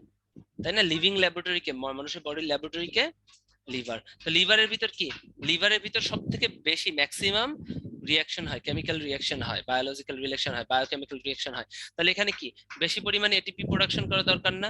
মাইটোকন্ড্রিয়ার কাছে এটিপি প্রোডাকশন করা, তাই লিভারে কিন্তু 1000-এর মতো মাইটোকন্ড্রিয়া থাকে। খুব ইম্পর্টেন্ট। নরমালি 300 থেকে 400 থাকে, অ্যামিবাতেও অনেক বেশি থাকবে। প্রত্যেকটা জিনিস ইম্পর্টেন্ট। ফাংশনটা সিকিউর জন্য তো মাস্ট। দেখো, প্রোডাকশন অফ এনার্জি, শুধু এনার্জি প্রোডাকশন করে না, লিপিড মেটাবলিজমও করে। কারণ লিপিড মেটাবলিজম করলে হয় কি, প্রচুর এনার্জি তৈরি হয়। আমরা দেখুন, যখন লাফাই বা ব্যায়াম করি বা এক্সারসাইজ করি বা দৌড়াই, প্রচুর শক্তি উৎপন্ন হয় না, এনার্জি প্রোডাকশন হয় না? যারা জিম করে তারা কিন্তু অনেক এনার্জেটিক হয়। কারণ কি, আমাদের বডির ফ্যাটটা বার্ন হয়।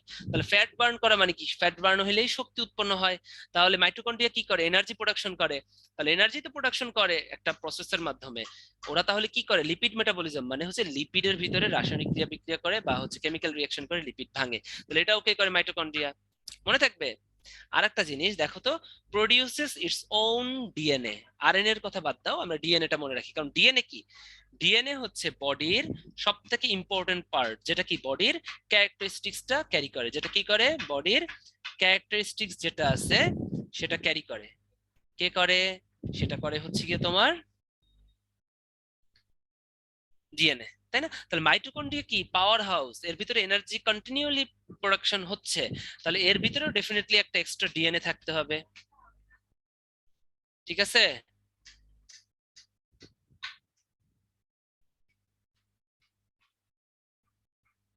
হ্যাঁ,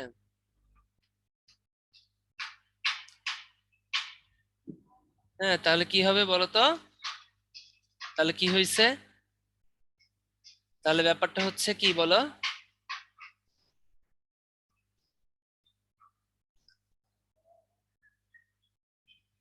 তাহলে ব্যাপারটা কি বলতো? ব্যাপারটা হচ্ছে ওরা যেহেতু নিজেরা কন্টিনিউয়ালি, ওরা একটা পাওয়ার হাউস, ওরা হচ্ছে প্রোডাকশন করতে হয়, ওদের নিজস্ব ডিএনএ থাকতে হবে। তাহলে প্রডিউসেস ইটস ওন ডিএনএ। তাহলে বুঝে বুঝে এটা মনে মনে থাকবে ভাইয়া। ঠিক আছে। এখন দেখো তো, স্পার্ম ওভাম এরা মানুষ তৈরি করে ফেলে। তাহলে এদের অনেক শক্তির দরকার হয় না? তাহলে মাইটোকন্ড্রিয়া কিন্তু হেল্পস ইন, মানে প্রচুর শক্তির উৎপন্ন হয়। তো স্পার্ম ওভাম মিলিত হয়ে একটা বাচ্চা তৈরি করে ফেলতেছে। তাহলে স্পার্ম ওভাম তৈরি করতে কি মাইটোকন্ড্রিয়ার দরকার হয়? এই ফাংশনটা মনে থাকবে না? এই মনে থাকবে। তাহলে এই চারটা তো মনে রাখতে হবে। বাকিগুলো কিন্তু আমরা হুদা, বাকিগুলো মুখস্থ করবো যদি। এই দেখো, এটা তো মনেই থাকবে, যেহেতু রেসপিরেশনের যে সাইকেল গুলা, শুধু এইটা ঘটে হচ্ছে কোথায়, সাইটোপ্লাজমে, গ্লাইকোলাইসিসটা। এর ভিতরে এরপরে ক্রেবস সাইকেল বলো, electron transport system, oxidative phosphorylation, এগুলো কি, এগুলো হচ্ছে মাইটোকন্ড্রিয়াতে ঘটে। এক্সেপ্ট গ্লাইকোলাইসিস, গ্লাইকোলাইসিসটা কোথায় ঘটে? গ্লাইকোলাইসিসটা ঘটে সাইটোপ্লাজমে। তাহলে আমরা লিখতে পারি না যে পাইরুভিক অ্যাসিড, ওর নাম কি, সাইটোপ্লাজমে শুধু গ্লাইকোলাইসিস ঘটে, এরপরে যে তিনটা ধাপ, অ্যাসিটাইল কোয়ে ফর্মেশন বা অক্সিডেশন অফ পাইরুভিক অ্যাসিড, আর হচ্ছে ক্রেবস সাইকেল, আর হচ্ছে লাস্টে ইলেকট্রন ট্রান্সপোর্ট সিস্টেম, গুলো কোথায় ঘটে, মাইটোকন্ড্রিয়াতে। মনে থাকবে এই চারটা। তোমাদের সিকিউর জন্য কিন্তু আমি একদম বুঝাই বুঝাই পড়াই দিলাম। এরপরে যদি তোরা না পারোস, তখন খুন করা হবে। ঠিক আছে? এই বুঝছো? এই পোলাপান, বুঝছো না? তোমরা কি কথা বলো না কেন? আমি কিন্তু ঘুমায় যাবো তোমরা কথা না বললে। তোমরা কি চাও আমি ঘুমিয়ে যাই? ওকে, গুড।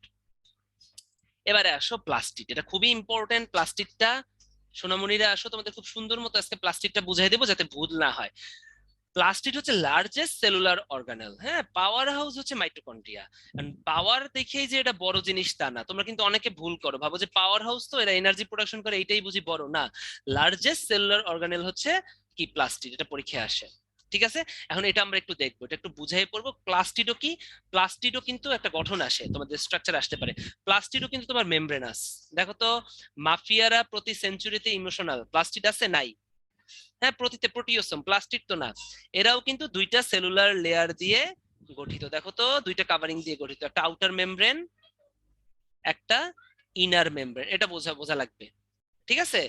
এখন এদের ভিতরে কি থাকে, ম্যাট্রিক্স থাকে। এগুলোর নাম কি বলতো? এগুলোর নাম হচ্ছে ম্যাট্রিক্স। ছোট ছোট ছোট ছোট ডট ডট ম্যাট্রিক্স থাকে। গুড, এরকম ম্যাট্রিক্স থাকে। ওকে। এখন এদের ভিতরে কি থাকে বলতো? এদের ভিতরে হচ্ছে ফটোসিনথেটিক ইউনিট থাকতে হবে বা ক্লোরোফিল থাকতে হবে। ক্লোরোফিল থাকার জন্য এদের ভিতরে কতগুলো থালার মতো অংশ থাকে। এই এক একটা থালার নাম হচ্ছে থাইলাকয়েড মেমব্রেন। কি বলতো? থাইলাকয়েড। এদেরকে কি বলবো আমরা? থাইলাকয়েড। থালা থেকে মনে রাখবা, দেখছো এই প্লেটের মতো কি থাকে, থাইলাকয়েড থাইলাকয়েড থাকে। থাইলাকয়েডস কি বলতো?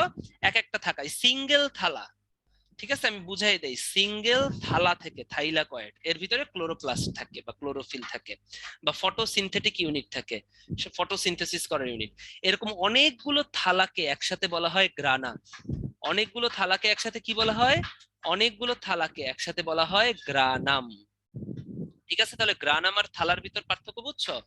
থাইলাকয়েড হচ্ছে সিঙ্গেল থালা, আর অনেকগুলো থালা গ্রানাম। ঠিক আছে, অনেকগুলো থালা একত্রে বা টুগেদার।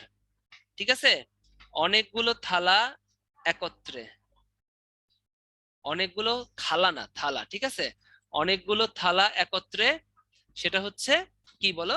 গ্রানাম। বুঝতে পারছো? লিখে দিলাম কিন্তু, হ্যাঁ, মনে থাকে তো। তাহলে দেখো তো, এই একটা গ্রানাম, এই একটা গ্রানাম, এরকম অনেকগুলো গ্রানাম থাকে। এগুলো কি? এগুলো হচ্ছে গ্রানাম, তাই না? এগুলো সবগুলো কিন্তু এই যে এক একটা পুরাটা, এগুলো কি? এগুলো হচ্ছে গ্রানা। গ্রানাম হচ্ছে সিঙ্গুলার ফর্ম, আর গ্রানা হচ্ছে অনেকগুলো গ্রানা। এই প্রত্যেকটা গ্রানাম একটা আর একটা দিয়ে ল্যামেলা দিয়ে যুক্ত থাকে, দেখছো? এগুলোর নাম হচ্ছে স্ট্রোমা ল্যামেলাম। এগুলোর নাম হচ্ছে স্ট্রোমা ল্যামেলাম বা ল্যামেলা। মনে থাকবে তাহলে থাইলাকয়েড কি, গ্রানা কি, মনে থাকে জানো। এবার সেই প্লাস্টিডের ক্লাসিফিকেশনটা ইম্পর্টেন্ট।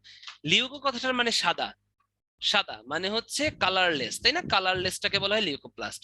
ক্রোমো, ক্রোমো মানে হচ্ছে কি তোমার কালারফুল, কালারফুল। তো ক্রোমোপ্লাস্ট কি? Colourful plastid. আর ক্লোরোপ্লাস্টটা হচ্ছে গ্রিন, গ্রিন যে সেটা হচ্ছে কি তোমার ক্লোরোপ্লাস্ট।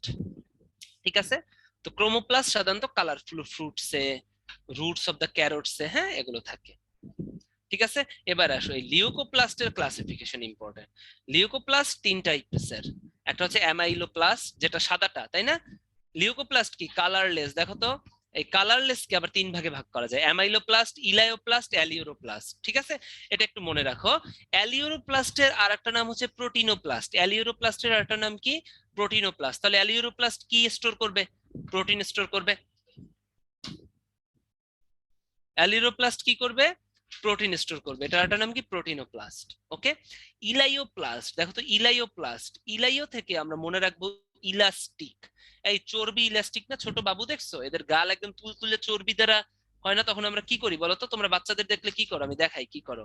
মনে করো এখানে একটা বাবু আছে আমার, দেখাই, আসো তো বাবু, এদিকে আসো, তোমার গালটা টেনে দেখাই, এদিকে আসো, এদিকে আসো। আচ্ছা থাক, ও লজ্জা পাইতেছে। এই দেখো, এই যে একটা ছোট বাবু, ওর গালটা আমি টেনে দেখাইলাম, হ্যাঁ। এরকম করে টাইনা তোমরা ইলাস্টিক করো, তাই না? তার মানে কি ব্যাপারটা কি? চর্বি বা তোমার ফ্যাট যেটা বা লিপিড যেটা, ওটা টাইনা ইলাস্টিক করা। তো ইলাইও থেকে বুঝবা ইলাস্টিক, তার মানে হচ্ছে কি? ইলাইওপ্লাস্টে ইলাস্টিক থেকে টানাটানি করা যায় যেটা, তাহলে লিপিড টানাটানি করা যায় বা ফ্যাট, তার মানে ফ্যাট বা লিপিড এভাবে ইলাস্টিকের মতো টাইনা বড় করে। তাহলে ইলাইওপ্লাস্টে কি থাকে? লিপিড থাকে। আর অ্যামাইলোপ্লাস, দেখো তো এখানেই বলছে অ্যামাইলো। অ্যামাইলো কথাটা থেকে কি আসছে? অ্যামাইলোজ। এই অ্যামাইলেজ এগুলো কি? কার্বোহাইড্রেট না? অ্যামাইলেজ কি? অ্যামাইলোজ কি একটা কার্বোহাইড্রেট না? আমরা ওই যে অ্যামাইলেজ এনজাইম কাকে ভাঙে? স্টার্চ কে ভাঙে। স্টার্চ ভাঙলে আমরা কি পাই? অ্যামাইলোজ আর অ্যামাইলোপেকটিন পাই। তাহলে অ্যামাইলোপ্লাস্টের ভিতরে কি থাকবে? কার্বোহাইড্রেট বা স্টার্চ থাকবে, অ্যামাইলোজ থাকবে এটা থেকে। তাহলে স্টার্চ মানে কি? এক ধরনের কার্বোহাইড্রেট, তাই না? এটা অ্যামাইলোপ্লাস্ট ভাঙলে পাবো অ্যামাইলোজ। কারণ অ্যামাইলোজ আর অ্যামাইলোপেকটিন মিলে কি তৈরি হয়? স্টার্চ তৈরি হয়। ঠিক আছে, আর লিউকোপ্লাস্ট, ইলায়োপ্লাস্ট কি? ফ্যাট পাবো। আর অ্যালিউরোপ্লাস্ট আর প্রোটিনোপ্লাস্ট, এটা ভাঙলে প্রোটিন পাবো। ঠিক আছে, ওকে। একটা পোল নিয়ে নেই, ইজি পোল, এরপর র্যাপিড ফায়ার রাউন্ড খেলবানি। ওকে, জানালাটা একটু অফ করতো। Okay, which is the largest organelle in the cytoplasm of plant cell? Plant সেলে দেখছো, মেডিকেল ডেন্টালে আসছে, মেডিকেলে আসছে এটা, বলো। এমবিবিএস অ্যাডমিশন টেস্টে আসছে। আর না, অ্যাপোপ্টোসিস তো আজকের পড়া না, তোমাদের সেল ডিভিশনে তো এটা পড়াই দেওয়া হয়েছে, হ্যাঁ। অ্যাপোপ্টোসিসও মাইটোকন্ড্রিয়া হেল্প করবে, আমি তোমাদের বলতেছি, এসে বলে দিব না, হ্যাঁ, সমস্যা নাই, ডোন্ট বি টেনসড। এই লার্জেস্ট অর্গানেল কোনটা? ভালো মতো দেখো। গুড, লার্জেস্ট অর্গানেল হচ্ছে কি আমাদের, এই লার্জেস্ট অর্গানেল কোনটা? প্লাস্টিড। তো প্লাস্টিড না, প্লাস্টিডের সবুজ প্লাস্টিডকে কি বলি আমরা? ক্লোরোপ্লাস্ট। তাহলে উত্তর কি হবে? ক্লোরোপ্লাস্ট হবে, হ্যাঁ। ঠিক আছে, লার্জেস্ট অর্গানেল কোনটা? প্লাস্টিড। তাহলে প্লাস্টিডের ভিতর কি? ওটি তো ক্লোরোপ্লাস্ট, ক্লোরোপ্লাস্ট কিন্তু উত্তর হবে। মাইটোকন্ড্রিয়া হচ্ছে পাওয়ার হাউস, তো পাওয়ার মানেই কিন্তু এটা বড় সেটা না, হ্যাঁ। ছোট জিনিসের পাওয়ার বেশি হতে পারে না? হতে পারে তো। ওকে, ওকে। এবার আসে অ্যাপোপ্টোসিস কি, একটা ছেলে জিজ্ঞেস করছে, তোমাদের একটু বলি। অ্যাপোপ্টোসিস হচ্ছে সেলের জেনেটিক্যাল ডেথ। মনে করো যে তুমি ইচ্ছা মতো খাওয়া দাওয়া করতেছো, তাও কিন্তু 4 মান্থস পর পর বা তোমার হচ্ছে 120 দিন পর পর তোমার আরবিসি নষ্ট হয়ে যাচ্ছে, ডিস্ট্রয় হয়ে যাচ্ছে। এটাকেই বলা হয় অ্যাপোপ্টোসিস, ঠিক আছে? তার মানে জেনেটিক্যাল বা natural cell death of cell, ঠিক আছে?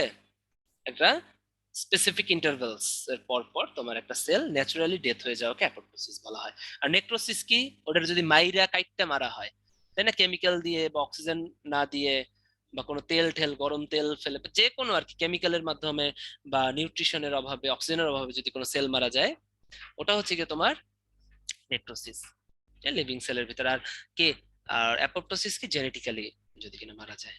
ওকে, যেমন আরবিসির 120 দিন পর পর মারা যাওয়া। ডিফারেন্ট শেপস অফ প্লাস্টিড, এটা মনে রাখতে হবে, এটা মুখস্থ আজকেই হয়ে যাবে। দেখো, কাপ শেপ প্লাস্টিড, কাপ দিয়ে মনে রাখবা। দেখো, কাপ আছে, ক্লামাইডোমোনাস। এই স্পাইরাল শেপ কি? স্পাইরোজাইরার যে ক্লোরোপ্লাস্ট বা প্লাস্টিড, দেখো স্পাইরোজাইরার ক্লোরোপ্লাস্ট, দেখছো স্পাইরাকাল, দেখছো স্পাইরাল, এটা কি স্পাইরাল না? স্পাইরাল। আর কাপ শেপ কি? দেখো কাপ, সি আছে, কাপ ক্ল্যামাইডোমোনাস। স্পাইরাল কি? স্পাইরোজাইরা, নামে নামে মনে আছে। স্পাইরোজার প্লাস্টিড কি? স্পাইরাল। এটা কিন্তু মেডিকেল, ডেন্টাল, ভার্সিটি, এইচএসসি এর অবজেক্টিভের জন্য মাস্ট মাস্ট ইম্পর্টেন্ট, এখনই মুখস্থ হয়ে যাবে, ঠিক আছে? স্টিলার, জাইগনেমা। স্টিলার কথাটা মানে কি জানো? স্টিলার কথাটা মানে কি? স্টার। স্টিলার কথাটার মানে হচ্ছে স্টারের মতো। তো জিগনেমা, এটা মনে রাখবে। জিগনেমা কেন স্টিলার বা স্টার? এই জিগনেমা এরা কি করে? ঝিকমিক করে। কি করে? তারা কি করে? স্টার কি করে? ঝিকমিক করে না? ঝিকমিক করে, হ্যাঁ, ঝিকমিক করে। তো ঝিকমিক করে থেকে মনে রাখবা জাইগনেমা, এটা কি? স্টার শেপ ক্লোরোপ্লাস্ট বা স্টেলার ক্রোমোশেপ ক্লোরোপ্লাস্ট, ঠিক আছে? রিং শেপটা তো আমরা জানি, বা গার্ডল শেপ, উলোথ্রিস। গার্ডল মানে কি? ওই যে রিং এর মতো। ওই তোমরা মেয়েরা বলো না মাথায় গার্ডার দাও, ওটা আসলে গার্ডার হবে না, এটা সঠিক উত্তর হচ্ছে গার্ডেল। ওই চুলের ব্যান্ড এরকম দিয়ে চুল বাঁধো না, ওই যে চুলে, ওটা কি বলে, বেনি করো, হ্যাঁ, এই যেরকম গার্ডার দাও না অথবা চুল বাঁধো, এগুলো গার্ডার বলেন, এগুলো গার্ডেল। এই শেপটা হচ্ছে ইউলোথ্রিক্সের ক্লোরোপ্লাস্ট বা রিং শেপ। দেখো তো, পিথোফোরা। দেখো তো ফোরা, এই ফোরা কেমন হয়? Round shape. রাউন্ড কথাটার আর একটা নাম হচ্ছে স্ফেরিক্যাল। স্ফেরিক্যাল ফোরা হইছে তোমাদের শরীরে কখনো? ফোরাটা কি? গোল গোল হয় না? তাহলে গোলাকার বা রাউন্ড শেপ কি? দেখো পিথোফোরা, রাউন্ড শেপ কি? স্ফেরিক্যাল বা রাউন্ড শেপ, সেটা কি? পিথোফোরার ক্লোরোপ্লাস্ট। জীবনও আশা করি ভুলবে না। রেটিকুলারটা মনে রাখতে হবে, ওইগোটোনিয়া, ঠিক আছে, ওইডোগোনিয়া। তা ঝিকমিক কি? Star, stellar. উলোথ্রিক্স গার্ডাল, গার্ডাল বা রিং। পিথোফোরা, ফোরা কি? রাউন্ড বা স্ফেরিক্যাল। ওকে, কাপ শেপ অ্যামেনোজার, আর স্পাইরাল হচ্ছে স্পাইরোজাইরা। ওকে, তাহলে আসো চ্যাট বক্সে আসো, আমি র্যাপিড ফায়ার রাউন্ড খেলবো, খুন করবো নইলে, হ্যাঁ? আসো, আসো তাড়াতাড়ি র্যাপিড ফায়ারে চলে আসো। পিথোফোরা এটা কি shape? Spherical shape, stellar shape, girdle shape, না স্পাইরাল? তাড়াতাড়ি।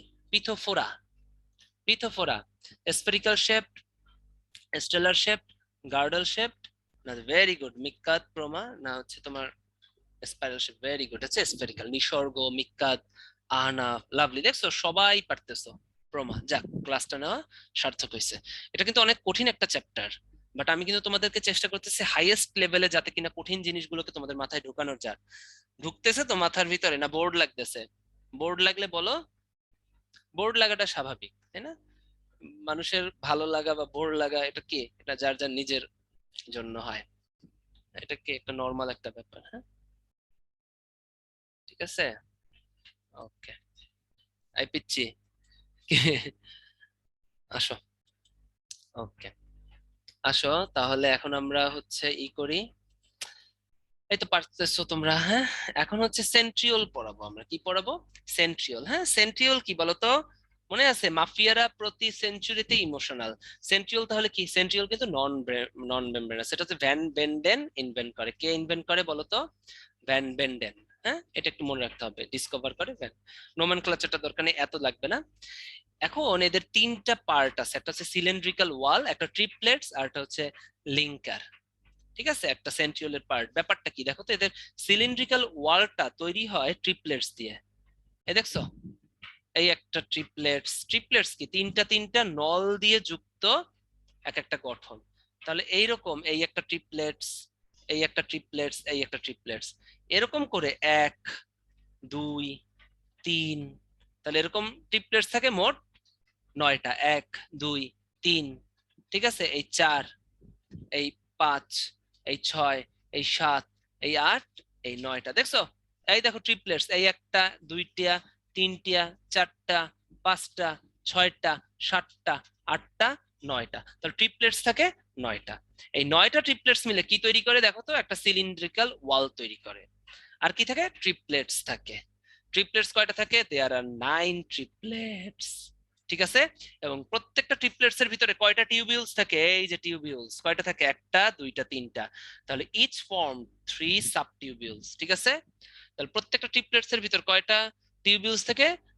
3টা করে টিউবিউলস থাকে। এই একটা, দুইটা, তিনটা। দেখছো? এই একটা, এই দুইটা, এই তিনটা। একটা বুঝাইলাম।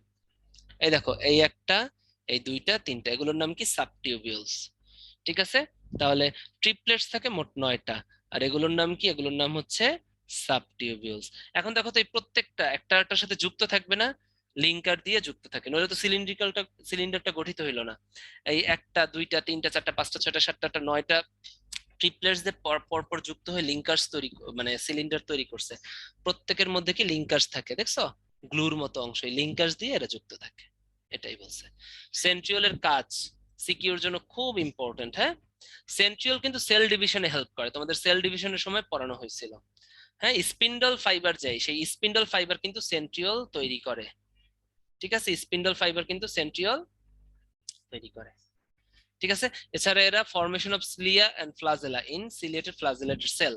ওই যে আমরা পড়ছি না, এটা এখনো পড়ানো হয় নাই।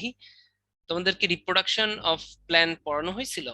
ওটার ভিতর বলা হয়েছিল জিমনোস্পার্মের যে সেলগুলো, ওগুলো মাল্টি ফ্লাজেলেটেড বা মাল্টি সিলিয়েটেড। হ্যাঁ, আর অ্যাঞ্জিওস্পার্মের সিলিয়া নাই। তাহলে যেগুলো ফ্লাজেলেটেড সেল, ওই ফ্লাজেলা সিলিয়া গুলো তৈরি করে সেন্ট্রিওলস।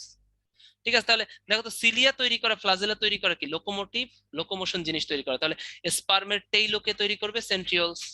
তাহলে দেখো তো, এরা স্পিন্ডল ফাইবার তৈরি করে, তাহলে কি? Centriole helps in cell division. প্রত্যেকটা কিন্তু সিকিউ এমসিকিউর জন্য important. Microtubules, microfilaments, intermediate filaments, তিনটেই কি বলো?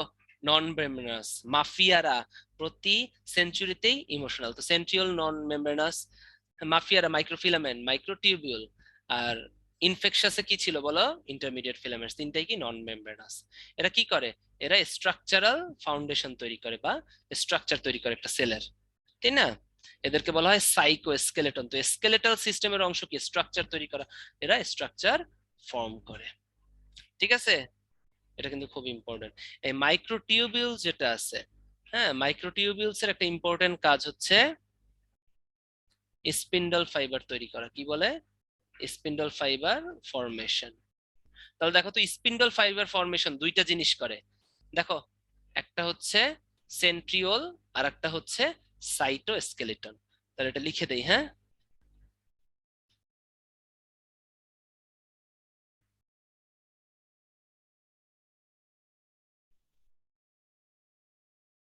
সেন্ট্রিওল প্লাস মাইক্রোটিউবিউলস, এটা কিন্তু পরীক্ষায় আসে। আর স্পার্ম নিয়ে একটা প্যাচাল লাগে। ঠিক আছে? দেখো, স্পার্ম ফরমেশন করে কে? মাইটোকন্ড্রিয়া। একসাথে লিখে দেই, বইয়ের পিছনে লিখবা। স্পার্মের অ্যাক্রোসোম, এটা কে তৈরি করে? এটা তৈরি করে গোলজি বডিজ বা গোলজি কমপ্লেক্স। ঠিক আছে? আর স্পার্মের টেইল, ওই যে সিলিয়া ফ্লাজেলা যে তৈরি করে সেন্ট্রিওল। দেখছো? স্পার্মের টেইল, দেখো, এটা কে তৈরি করে? সেন্ট্রিওল। এগুলো বইয়ের পিছনে লিখে রাখবা, তাহলে অবজেক্টিভ গুলো খুব ভালো পারবা। এই তিনটা, হ্যাঁ, বইয়ের ভিতরে, বইয়ের পিছনে খুব সুন্দর মতো কনফিউশন, মেডিকেল, ডেন্টাল, ভার্সিটি, এইচএসসির জন্য must must must important. Okay. Peroxisome and glyoxysome. এই গ্লাইঅক্সিসোম কোথায় থাকে? মনে আছে গ্লাইঅক্সিসোম কোথায় থাকে? গ্লাইঅক্সিসোম কিন্তু থাকে স্মুথ এন্ডোপ্লাজমিক রেটিকুলামে। হ্যাঁ, কারণ গ্লাইঅক্সিসোম একটা স্মুথ পার্ট, এটা মনে রাখবা। ঠিক আছে। আর গলজি বডি থাকে রাফ এন্ডোপ্লাজমিক রেটিকুলামে। গ্লাইকোজোমের কাজ হচ্ছে convert lipid into sugar during germination of seed, মানে যখন সিড থাকে, মানে বেবি অবস্থায় থাকে একটা উদ্ভিদ, তখন ওর কি সুগার কি করে, ওদের ভিতরে তো সাধারণত লিপিড থাকে বাচ্চাদের, ওদের কি মিষ্টি খেতে ইচ্ছা করে না বা শক্তির দরকার হয় না, তখন লিপিডটা সুগারে কনভার্ট হয়, এটা করে গ্লাইঅক্সিসম। আর পারঅক্সিসমের কাজ কি? পারঅক্সিসম হচ্ছে একটা ক্যাটালেজ এনজাইম। ক্যাটালেজ এনজাইম হচ্ছে যেটা ব্রেকিং করে বা ব্রেক ডাউন করে, কোনো কিছুকে ব্রেক ডাউন করে, ঠিক আছে, কোনো কিছুকে ব্রেক ডাউন করে। তো পারঅক্সিসম যেটা করে, হাইড্রোজেন পারঅক্সাইড আমাদের শরীরের জন্য খুব খারাপ, এটাকে যদি ভেঙে দেয়, ব্রেক ডাউন করে, ব্রেক ডাউন করে আমাদের পানি আর অক্সিজেন তৈরি করলো, এই দুইটা তো শরীরের জন্য ভালো। তাহলে আমাদের বডিতে বিভিন্ন কেমিক্যাল রিয়াকশন বা বায়োকেমিক্যাল রিয়াকশনে হাইড্রোজেন পারঅক্সাইড তৈরি হয়, যেটা শরীরের জন্য খারাপ। এইটাকে ভাঙে কে? কে? Catalase enzyme. সেই ক্যাটালেজ এনজাইমটা কি বলো? একটা ক্যাটালেজ এনজাইমই করে, ঠিক আছে, ওটা হচ্ছে পারঅক্সিজম রিলিজ করে। তাহলে পারঅক্সিজম কি করে? এই জন্যই নাম হচ্ছে পারঅক্সিজম, কারণ এরা হাইড্রোজেন পারঅক্সাইডকে ব্রেক ডাউন করে, ভালো জিনিস, হ্যাঁ, হাইড্রোজেন পেরোক্সাইডটা কি ফ্যাটাল বা খারাপ শরীরের জন্য, এটা বিভিন্ন কেমিক্যাল রিঅ্যাকশনে তৈরি হয়, আর এই দুইটা কি ভালো, গুড, তাই না? তা গুড জিনিস তৈরি করে পারক্সিসম। পারক্সিসম কি বলো? একটা মেমব্রেনাস, তাই না? প্রোটিওসম কিন্তু নন মেমব্রেনাস, তাই না? মাফিয়ারা প্রতি সেঞ্চুরিতেই ইনফেকশাস, আর পারক্সিসম কিন্তু তোমার মেমব্রেনাস। প্রোটিওসম না, কিন্তু এটা পারক্সিসম। এই জিনিসগুলো মনে রাখতে হবে। তাহলে এখন আমরা একটা ব্রেকে চলে যাই, ব্রেক ফর 3 মিনিটস, ঠিক আছে, 3 মিনিট পর ব্রেক থেকে আসতেছি, ঠিক আছে। এরপরে আমরা পড়বো ইমোশনাল না ইনফেকশাস, মিগদাদ, হ্যাঁ, মাফিয়ারা প্রতি সেঞ্চুরিতেই ইনফেকশাস, খারাপ। ওকে, ওকে, ব্রেক ফর 3 মিনিটস, আসো, হ্যাঁ, ওকে। কোথায় চলে আসো, এখন আমরা নিউক্লিয়াস, ক্রোমোজোম এগুলো পড়বো, ঠিক আছে। একটু গল্প করি, হ্যাঁ, তোমাদের সাথে, দেখি কয়টা বাকি আছে। এরে বাবা রে বাবা, এত কিছু কেন বাকি আছে, ও আল্লাহ, এ খুদা, বাঁচাও আমারে। আচ্ছা ঠিক আছে, সমস্যা নেই, শেষ করে দিব, হ্যাঁ, একটু দেখি। তো আছে অনেক কিছুই বাকি আছে, তো খুব সুন্দর মতো আমরা পড়াবো, ডোন্ট ওয়ারি। হুম। তো ফার্স্টে আসো, আমরা নিউক্লিয়াস শুরু করি, হ্যাঁ, আমরা নামাজের ব্রেকও দিব, ডোন্ট ওয়ারি। তো এই তোমাদের ক্লাস কেমন লাগতেছে, ভাল লাগতেছে না বোর লাগতেছে? হ্যাঁ, কেমন লাগতেছে? তোমরা বলতে পারো, এটা তোমাদের অধিকার, খারাপ লাগলেও খারাপ লাগবে বলতে পারো, ভাল লাগলেও ভাল লাগলে বলতে পারো, কোনো সমস্যা নেই, হ্যাঁ। আসো, ওকে। তাহলে আমরা এখন নিউক্লিয়াস পড়বো, হ্যাঁ।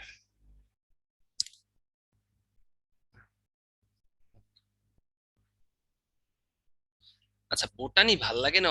অনেস্টলি তোমার তো আমার ক্লাস কেমন লাগে সেটা জিজ্ঞেস করতে বলছি, বোটানি জুওলজি ভাল লাগে না এটা তো বলি বলি নাই। হ্যাঁ, আসো, তাহলে নিউক্লিয়াস পড়বো, হ্যাঁ। নিউক্লিয়াস অলরেডি কিন্তু আমরা পড়ে ফেলছি। দেখো তো, একটা নিউক্লিয়ার এনভেলপ থাকে, ভিতরে নিউক্লিয় প্লাজম থাকে, তাই না, ম্যাট্রিক্স এর মতো অংশ থাকে নিউক্লিয়, এই দেখো এটা নিউক্লিওলাস, একটা নিউক্লিওলাস থাকে। এটা কি? এটা হচ্ছে ক্রোমাটিন, হ্যাঁ, ক্রোমাটিন রেটিকুলাম, যেগুলো আলটিমেটলি ক্রোমোসোম। একটা সেল যখন স্টেবল থাকে বা স্ট্যাটিক থাকে, স্ট্যাটিক মানে কি, বা স্টেবল থাকা মানে স্থির থাকা, তখন এর ভিতরে ক্রোমোসোম গুলো এরকম পেঁচানো অবস্থায় থাকে, এদেরকে বলা হয় ক্রোমাটিন। একটা নিউক্লিওলাস থাকে চারপাশে, দেখো তো, এই দেখো এগুলো কি, নিউক্লিয়ার মেমব্রেন থাকে বা নিউক্লিয়ার এনভেলপ থাকে। তাহলে দেখো তো, নিউক্লিয়ার রেটিকুলাম বা ক্রোমাটিন ফাইবারস, এটা কোথায় থাকবে? একটা সেল যখন স্থির থাকবে তখন, তাই না, নিউক্লিওলাস থাকে, নিউক্লিওপ্লাজম বা ক্যারিওলিম থাকে, নিউক্লিয়ার এনভেলপ থাকবে। এবার আসো, একটা সেল যখন ডিভিশন ফেজে যায়, একটা সেলটা তোমাদের পড়ানো হয়েছে তাই না, সেল যখন ডিভিশন ফেজে যায়, তখন কি হতে হয়? ওদের ক্রোমাটিন গুলো ক্লিয়ার হতে হয়, অবভিয়াস হতে হয়, তখন কি হয়? তখন ওদের ওই ক্রোমাটিন গুলো ক্লিয়ার অবভিয়াস হয়ে ক্রোমোজোমে পরিণত হয়। দেখো তো কিসে পরিণত হয়? ক্রোমোজোমে পরিণত হয়, যেটার ভিতরে প্রত্যেকটা আর্মকে বলা হয় ক্রোমাটিড। এই একটা আর্ম দেখো তো, this is arm, this is a chromatid, এই একটা ক্রোমাটিড, তাই না? এই আর্মগুলোকে কি বলা হয়? ক্রোমাটিড। তাহলে ক্রোমাটিড থাকে সংখ্যায় দুইটা, এই একটা, এই একটা। এই ক্রোমাটিড গুলো যেটা দিয়ে যুক্ত থাকে পরস্পর, এটার নাম হচ্ছে সেন্ট্রোমিয়ার। এটার নাম কি বলো? সেন্ট্রোমিয়ার।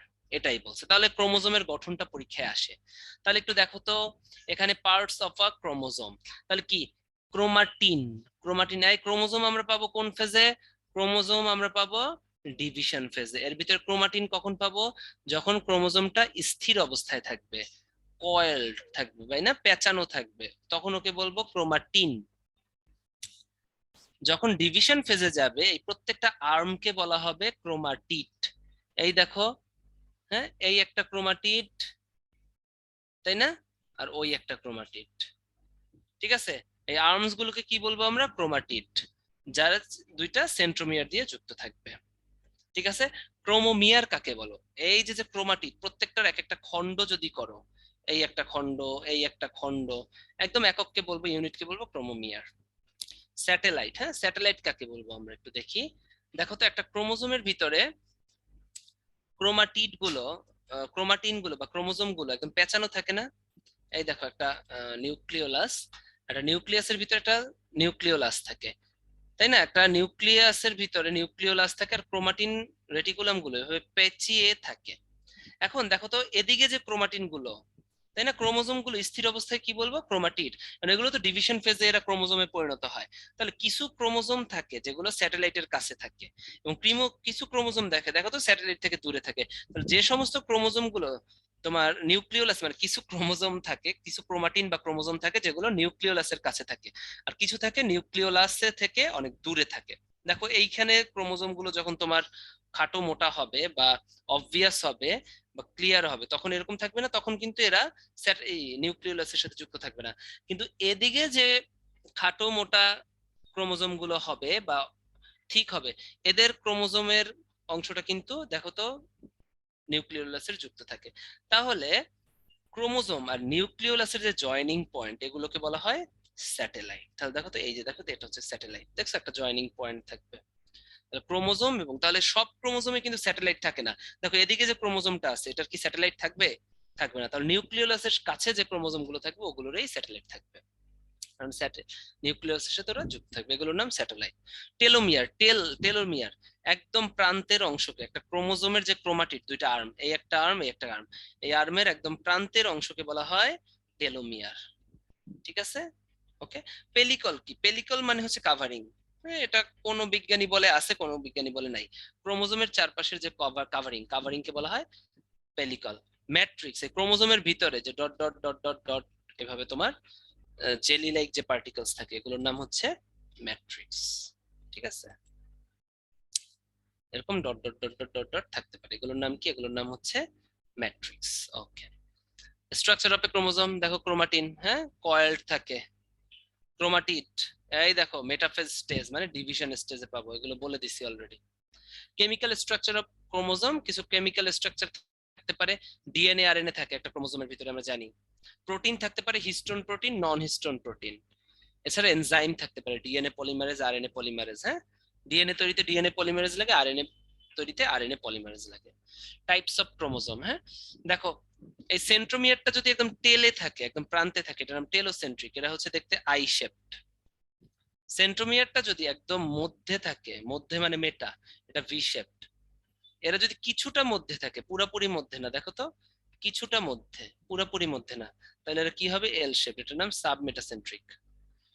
ঠিক আছে, আর অ্যাক্রো কথাটার মানে হচ্ছে কিছুটা প্রান্তে, সম্পূর্ণ প্রান্তে না, কিছুটা প্রান্তে।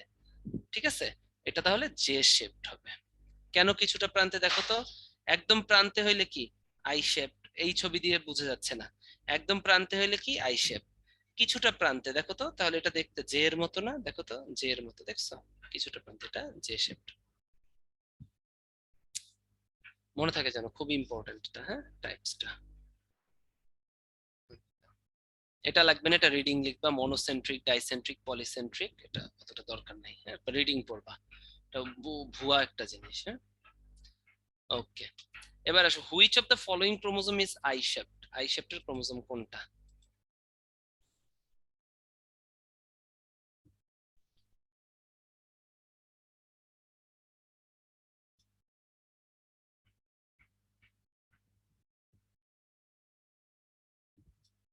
ওকে, ভেরি গুড, থ্যাংক ইউ।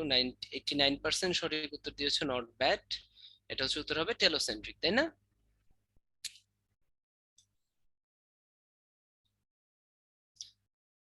এবারে হচ্ছে ফাংশন অফ ক্রোমোজোম, এরা কন্টেইনস ডিএনএ। তাহলে ডিএনএ কি করে? হেরিডিটি করে, ঠিক আছে। ওকে, এই ক্রোমোজোমকে বলা হয় জিন, যেটা এগুলোকে বলা হয় ব্লুপ্রিন্ট অফ লাইফ। যদি বলে ব্লুপ্রিন্টকে, ব্লুপ্রিন্ট হচ্ছে জিন বা জিনোম, ঠিক আছে। ব্লুপ্রিন্ট অফ লাইফ কি? জিন বা জিনোম, এটা পরীক্ষায় আসে। এবারে আমরা নিউক্লিক অ্যাসিড পড়বো। নিউক্লিক অ্যাসিড কি? ডিএনএ মানে ডিঅক্সি রাইবো নিউক্লিক অ্যাসিড অথবা আরএনএ রাইবো নিউক্লিক অ্যাসিড। তাহলে আমরা ফার্স্টে ডিএনএ পড়বো। কি পড়বো? ডিএনএ পড়বো, ডিঅক্সি রাইবো নিউক্লিক অ্যাসিড, ঠিক আছে। এটা আমরা একটু পড়ি, নিউক্লিক অ্যাসিড। এখন যে কোনো নিউক্লিক অ্যাসিডের ডিএনএ হোক বা আরএনএ হোক, তিনটা জিনিস কমন থাকে। এটা পেন্টোজ সুগার, তাই না? 5 কার্বন বিশিষ্ট একটা সুগার থাকবে। তো আরএনএ এর ক্ষেত্রে থাকবে হচ্ছে রাইবোজ সুগার, আর ডিএনএ এর ক্ষেত্রে কি? ডিঅক্সি রাইবোজ সুগার, তাই না? ডিএনএ যেহেতু নাইট্রোজেনাস বেস থাকে, নাইট্রোজেনাস বেস মানে নাইট্রোজেন ঘটিত বেস, ঠিক আছে। এগুলোর ভিতরে পিউরিন থাকে, অ্যাডেনিন এবং গুয়ানিন, আর পাইরিমিডিন থাকে সাইটোসিন, থাইমিন, ইউরাসিল। এর ভিতরে adenine, guanine DNA plus RNA দুইটাতেই থাকে, ঠিক আছে। কিন্তু পাইরিমিডিনের ভিতরে সাইটোসিন আর থাইমিন থাকে হচ্ছে গিয়ে তোমার ডিএনএ তে, ঠিক আছে। ঠিক আছে, একটু তোমাদেরকে বলি, পাইরিমিডিনের ভিতরে একটু কাহিনী আছে। পাইরিমিডিনের ভিতরে সাইটোসিন যেটা থাকে, হ্যাঁ, সাইটোসিনটা ডিএনএ এবং আরএনএ দুইটাতেই থাকে, কিন্তু থাইমিনটা থাকে অনলি ডিএনএ তে, মানে আরএনএ তে থাকে না। আর ইউরাসিলটা থাকে অনলি আরএনএ তে, ডিএনএ তে থাকে না। এই জিনিসটা আমাদেরকে বুঝতে হবে, ঠিক আছে। ঠিক আছে, তাহলে নাইট্রোজেনাস বেস দুই প্রকার, একটা পিউরিন, পাইরিমিডিন। পরে কিন্তু আসে পিউরিন কি? অ্যাডেনিন, গুয়ানিন, ঠিক আছে, এ আর জি। এটা ডিএনএ আরএনএ দুইটাতেই থাকবে। পাইরিমিডিন হচ্ছে সাইটোসিন, থাইমিন, ইউরাসিল। এর ভিতরে সাইটোসিনটা ডিএনএ আরএনএ দুইটাতে থাকে, থাইমিনটা থাকে অনলি ডিএনএ তে, আর ইউরাসিলটা থাকে অনলি আরএনএ তে। তার মানে ডিএনএ তে কিন্তু ইউরাসিল থাকে না, আর আরএনএ তে থাইমিন থাকে না। এই দুটো পরীক্ষায় আসে। আর কি থাকে? একটা ফসফরিক অ্যাসিড থাকে বা ফসফেট থাকে। এটা ফসফরিক অ্যাসিড না বলে ফসফেট আমরা বলবো, তার নিউক্লিক অ্যাসিড এগুলো থাকে। আমরা একটু দেখবো। তাহলে আসো, এটা দরকার নাই ক্রস, হ্যাঁ, এটা ভুয়া একটা কোশ্চেন। আমরা ডিএনএ এর যে গঠন এটা একটু দেখবো, ঠিক আছে। একটা ডিএনএ হচ্ছে ডাবল হেলিক্স মডেল। একটা ডিএনএ কি বলো? Double helix model. আমি কি বলছি? ডিএনএ এর ভিতর কি থাকবে? ডিএনএ এর ভিতরে নাইট্রোজেনাস বেস থাকবে, পেন্টোজ সুগার থাকবে। দেখো তো, এই যে পেন্টোজ সুগার 5 কার্বন বিশিষ্ট, 1 2 3 4 5, 5 কার্বন বিশিষ্ট সুগার, এটা কি? Pentose sugar. তাহলে এদের যে তোমার ইগুলো, আর এটা কি? ফসফেট, দেখছো, পি তে ফসফেট আর এস এ পেন্টোজ সুগার। তাহলে এদের যে হ্যান্ডেল, এটা হচ্ছে একটা ডাবল হেলিক্স হ্যান্ডেল, দেখছো, একটা ডাবল হেলিক্স স্টেয়ার বা সিঁড়ির মতো এরা হবে, ঠিক আছে। ডাবল হেলিক্স স্টেয়ার বা সিঁড়ির মতো কিন্তু এদের গঠন। এদের হ্যান্ডেল দুইটা গঠিত হবে কি দিয়ে বলতো? হ্যান্ডেল দুইটা গঠিত হবে, এই দেখো, সুগার এবং ফসফেট দিয়ে। সুগার এবং ফসফেট দিয়ে হ্যান্ডেল তৈরি হবে। সুগারটা পেন্টোজ সুগার, কি? ডিঅক্সিরাইবোজ, যেহেতু ডিএনএ। আর একটা ফসফেট থাকবে। আর ওদের যে স্টেপ গুলো তৈরি হবে হচ্ছে তোমার কি দিয়ে বলো? নাইট্রোজেন বেস দিয়ে। এদের নাইট্রোজেন বেস কি কি বলো? এদের নাইট্রোজেন বেস হচ্ছে গিয়ে তোমার অ্যাডেনিন, থাইমিন, আর গুয়ানিন, সাইটোসিন। দেখো তো, ডিএনএ এর ভিতর কি কি থাকবে? অ্যাডেনিন, ডিএনএ পড়তেছি, অ্যাডেনিন থাকবে, গুয়ানিন থাকবে, ঠিক আছে। আবার দেখো সাইটোসিন, ডিএনএ আরএনএ দুইটা থাকবে, সাইটোসিন থাকবে। আর ডিএনএ তে থাইমিন থাকবে, অনলি ডিএনএ তে থাইমিন। তার মানে অ্যাডেনিন, গুয়ানিন, সাইটোসিন, থাইমিন দুইটাই হচ্ছে তোমার কোথায় থাকবে? ডিএনএ তে থাকবে। এর ভিতরে অ্যাডেনিন সবসময় থাইমিনের সাথে বন্ড তৈরি করবে, এবং গুয়ানিন সবসময় সাইটোসিনের সাথে বন্ড তৈরি করবে। পরীক্ষায় আসে অ্যাডেনিন থাইমিনের সাথে 2টা হাইড্রোজেন বন্ড তৈরি করে, এবং গুয়ানিন সাইটোসিনের সাথে 3টা হাইড্রোজেন বন্ড তৈরি করে। এটা মনে রাখবা এভাবে: আমি তুমি দুইজন,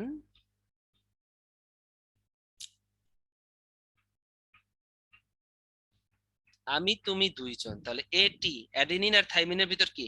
ডবল হাইড্রোজেন বন্ড। গরু চড়াই তিনজন, পরীক্ষা কিন্তু আসে। গরু চড়াই তিনজন, জিসি, গুয়ানিন আর সাইটোসিন সবসময় ট্রিপল বন্ড দিয়ে তৈরি হবে, ঠিক আছে। মনে থাকে যেন। হ্যাঁ, জিসি 3টা হাইড্রোজেন বন্ড, আর আমি তুমিতে 2টা হাইড্রোজেন বন্ড। এটা কিন্তু পরীক্ষায় আসে, 2টা H2 বন্ড, আর জিসি থেকে 3টা H2 বন্ড, গুয়ানিন থেকে 3টা H2 বন্ড। ওকে, এবার আসো তাহলে ধাপগুলো কি দিয়ে, স্টেপ গুলো কি, তোমার নাইট্রোজেনাস বেস দিয়ে তৈরি হয়, দেখছো? আর হ্যান্ডেল দুইটা কি, এই যে একটা হ্যান্ডেল, এই যে একটা হ্যান্ডেল, পেন্টোজ সুগার দিয়ে তৈরি হয়। ঠিক আছে, তাহলে প্রত্যেকটা স্টেপে তোমার সবকিছু দুইটা দুইটা করে থাকে, এক জোড়া থাকে।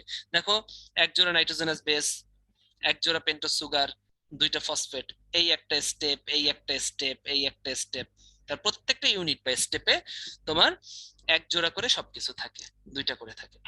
এরকম মোট 10টা স্টেপ মিলে একটা হেলিক্স তৈরি হয়। ঠিক আছে, এই যে একটা হেলিক্স তৈরিতে মোট কয়টা স্টেপ লাগছে, এই একটা হেলিক্স মানে একটা প্যাচ তৈরিতে মোট 10টা স্টেপ লাগছে। মনে করো একটা, দুইটা, তিনটা, চারটা, পাঁচটা, ছয়টা, সাতটা, আটটা, নয়টা, 10টা। তাহলে মোট 10টা স্টেপ মিলে একটা প্যাচ তৈরি হয়। তাহলে প্রত্যেকটা স্টেপের লেন্থ, এই যে প্রত্যেকটা স্টেপ, এই একটা স্টেপ, এই একটা স্টেপ, ঠিক আছে, এই দেখো এই একটা স্টেপ, এই একটা স্টেপ, এই প্রত্যেকটা স্টেপের লেন্থ 3.4 অ্যামস্ট্রং। তাহলে স্টেপ কয়টা লাগে, 10টা স্টেপ মিলে একটা প্যাচ তৈরি হয়। তাহলে এই পুরাটা যে হেলিক্স, এটার কি হবে, 34 অ্যামস্ট্রং, মনে থাকে যেন। ঠিক আছে, আর এদের যে ব্যাসার্ধ বা হচ্ছে তোমার ব্রেথ বা ডায়ামিটার যেটা, এটা হচ্ছে 20 অ্যামস্ট্রং, এটা কিন্তু মনে রাখতে পারে। তার মানে প্রত্যেকটা প্যাচের লেংথ উপরে নিচে 34 অ্যামস্ট্রং, এর ভিতরে প্রত্যেকটা স্টেপের লেংথ কত, 3.4 অ্যামস্ট্রং। তাহলে 10টা স্টেপ মিলে একটা হেলিক্স তৈরি হয়। যদি বলে যে কয় জোড়া নাইট্রোজেনাস বেস মিলে একটা হেলিক্স তৈরি হয়, 10টা স্টেপে সবকিছু থাকে 1 পেয়ার করে, তাহলে 10 পেয়ার মিলে একটা হেলিক্স তৈরি হয়। তাহলে এইগুলো কিন্তু মনে রাখতে হবে, এগুলো ভুল করবে না। 10টা স্টেপ ইকুয়ালস টু এক হেলিক্স, আর প্রতি স্টেপে সবকিছু কি 1 পেয়ার করে, সবকিছু 1 পেয়ার করে। দেখো, এই একটা স্টেপ, এই স্টেপে সবকিছু 1 পেয়ার করে না, দুইটা নাইট্রোজেনাস বেস, দুইটা সুগার, দুইটা ফসফেট। তাহলে যদি বলে একটা হেলিক্সে কত পেয়ার নাইট্রোজেনাস বেস থাকে বা কত পেয়ার সুগার থাকে বা কত পেয়ার ফসফেট থাকে, তাহলে একটা হেলিক্সে স্টেপ 10টা থাকে, আর প্রত্যেক স্টেপ যদি 1 পেয়ার করে থাকে, তাহলে একটা হেলিক্সে কি দেখো, 10 পেয়ার কি, 10 পেয়ার নাইট্রোজেনাস বেস থাকবে বা 10 পেয়ার সুগার থাকবে। একটা লিখে দেখাইলাম, 10 পেয়ার কিন্তু সুগারও থাকবে। এই জিনিসগুলো কিন্তু ভুল করা যাবে না। 10টা স্টেপে একটা হেলিক্স, একটা হেলিক্সে 10 পেয়ার নাইট্রোজেনাস বেস। ঠিক আছে, ওকে। তাহলে একটা স্টেপের লেন্থ কত, 3.4 অ্যামস্ট্রং। 10টা স্টেপ মিলে একটা হেলিক্স। তাহলে একটা হেলিক্সের লেন্থ কত, আমি লেন্থ যদি চিন্তা করি, লেন্থ, হ্যাঁ, একটা হেলিক্সের কত, 34 অ্যামস্ট্রং। ডায়ামিটার কত, হেলিক্সের ডায়ামিটার 20 অ্যামস্ট্রং। ডায়ামিটার মানে এই যে পাশাপাশি, লেন্থ না কিন্তু পাশাপাশি, হ্যাঁ। ওয়ান হেলিক্স, প্রত্যেকটা কথা কিন্তু পরীক্ষায় আসে। ডায়ামিটার কত বলো, 20 অ্যামস্ট্রং, খুব ইম্পর্টেন্ট। ঠিক আছে, ডিএনএ এর ফাংশন, ডিএনএ এর ফাংশনটা খুব সুন্দর। দেখো, structural element of chromosome, heredity করে, তাই না, characteristics of the organism, basis of the mutation, তাই না। এবং প্রত্যেকটা ডিএনএ এর এককে কি বলা হয়, ইউনিট অফ ডিএনএ হচ্ছে জিন। তাহলে জিনের কিন্তু বা ডিএনএ এর মিউটেশন ঘটতে পারে, মানে চেঞ্জ হয়, এটাকে বলা হয় বেসিস মিউটেশন অফ অর্গানিজম। এরপরে আমরা রেপ্লিকেশন পড়বো, এর আগে আমরা একটা নামাজের ব্রেকে যাই। তাহলে এখন নামাজের ব্রেক দিয়ে দেই, তাই না, সবুজ ভাই, তুষার ভাই, স্টুডেন্টরা তোমরা বলো তো, নামাজের ব্রেক এখন লাগবে না? জি ভাই, একটা নামাজের ব্রেকটা দিয়ে দেন এখন। আচ্ছা ঠিক আছে, আচ্ছা নিসর্গ থ্যাংক ইউ লিখছে, ভাই আর জীবনেও ভুলবো না। তাহলে বোঝা গেছে এইগুলো কিন্তু তোমরা ভুল করো, ঠিক আছে। আর যে কয়টা বললাম প্রত্যেকটা জায়গায় কিন্তু পরীক্ষায় সিকিউ তে তো আসবেই। প্লাস এই যে এই জিনিসগুলো, বন্ড গুলো যাতে ভুল না হয়, হ্যাঁ, আসছিল, আমি যেবার মেডিকেলে চান্স পেয়েছিলাম আসছিল এই জিনিসগুলো। Okay. আচ্ছা, অনেকেই পরিচয় জানতে চাইছো, তো আমার পরিচয় তো জানো, আমি ডাক্তার অভ্র, হ্যাঁ, অনেকেই জানো, যারা নতুন তাদের জন্য আমি ডাক্তার অভ্র, আর তোমাদের কিউ অ্যান্ড এ বক্স যে আছে ডাক্তার রাজু। আমাদের পরিচয় হচ্ছে আমরা দুইজনেই কিন্তু ডেন্টিস্ট, হ্যাঁ। আমি শের বাংলা মেডিকেল কলেজ থেকে বিডিএস পাশ করছি, আর তোমাদের রাজু ভাই হচ্ছে আহ সোহরাওয়ার্দী মেডিকেল কলেজ থেকে বিডিএস কমপ্লিট করছে। ওকে, আরো দুইটা পরিচয় আছে, সেটা হচ্ছে আমার বিসিএস হয়ে গেছে, আর তোমার রাজু ভাই কিন্তু একজন আপকামিং আর্মি অফিসার। ওকে, সো এই দুইটাও আমাদের পরিচয়। তো যেহেতু তোমরা পরিচয় জানতে চেয়েছো, বলে দেই, হ্যাঁ, তোমাদের কিউ এন্ড এ বক্সে যে রাজু ভাই আছে, তিনি কিছুদিনের মধ্যে আশা করা যায় তোমাদের দোয়া থাকলে ক্যাপ্টেন পদে যোগাযোগ মানে করবে, জয়েন করবে। আর আমি অলরেডি একজন বিসিএস হেলথ ক্যাডার হিসেবে আছি, একটা উপজেলা হেলথ কমপ্লেক্সে বিসিএস হেলথ অফিসার হিসেবে আছি। ঠিক আছে, ওকে, থ্যাংক ইউ ভাইয়া। তাহলে একটু থাকো, আমরা একটা ব্রেক দেই, একটা নামাজের ব্রেক দিয়ে দিই, নামাজ।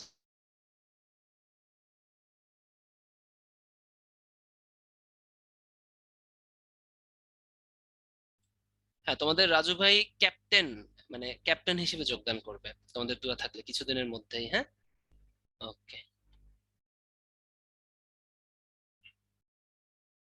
For 8 minutes.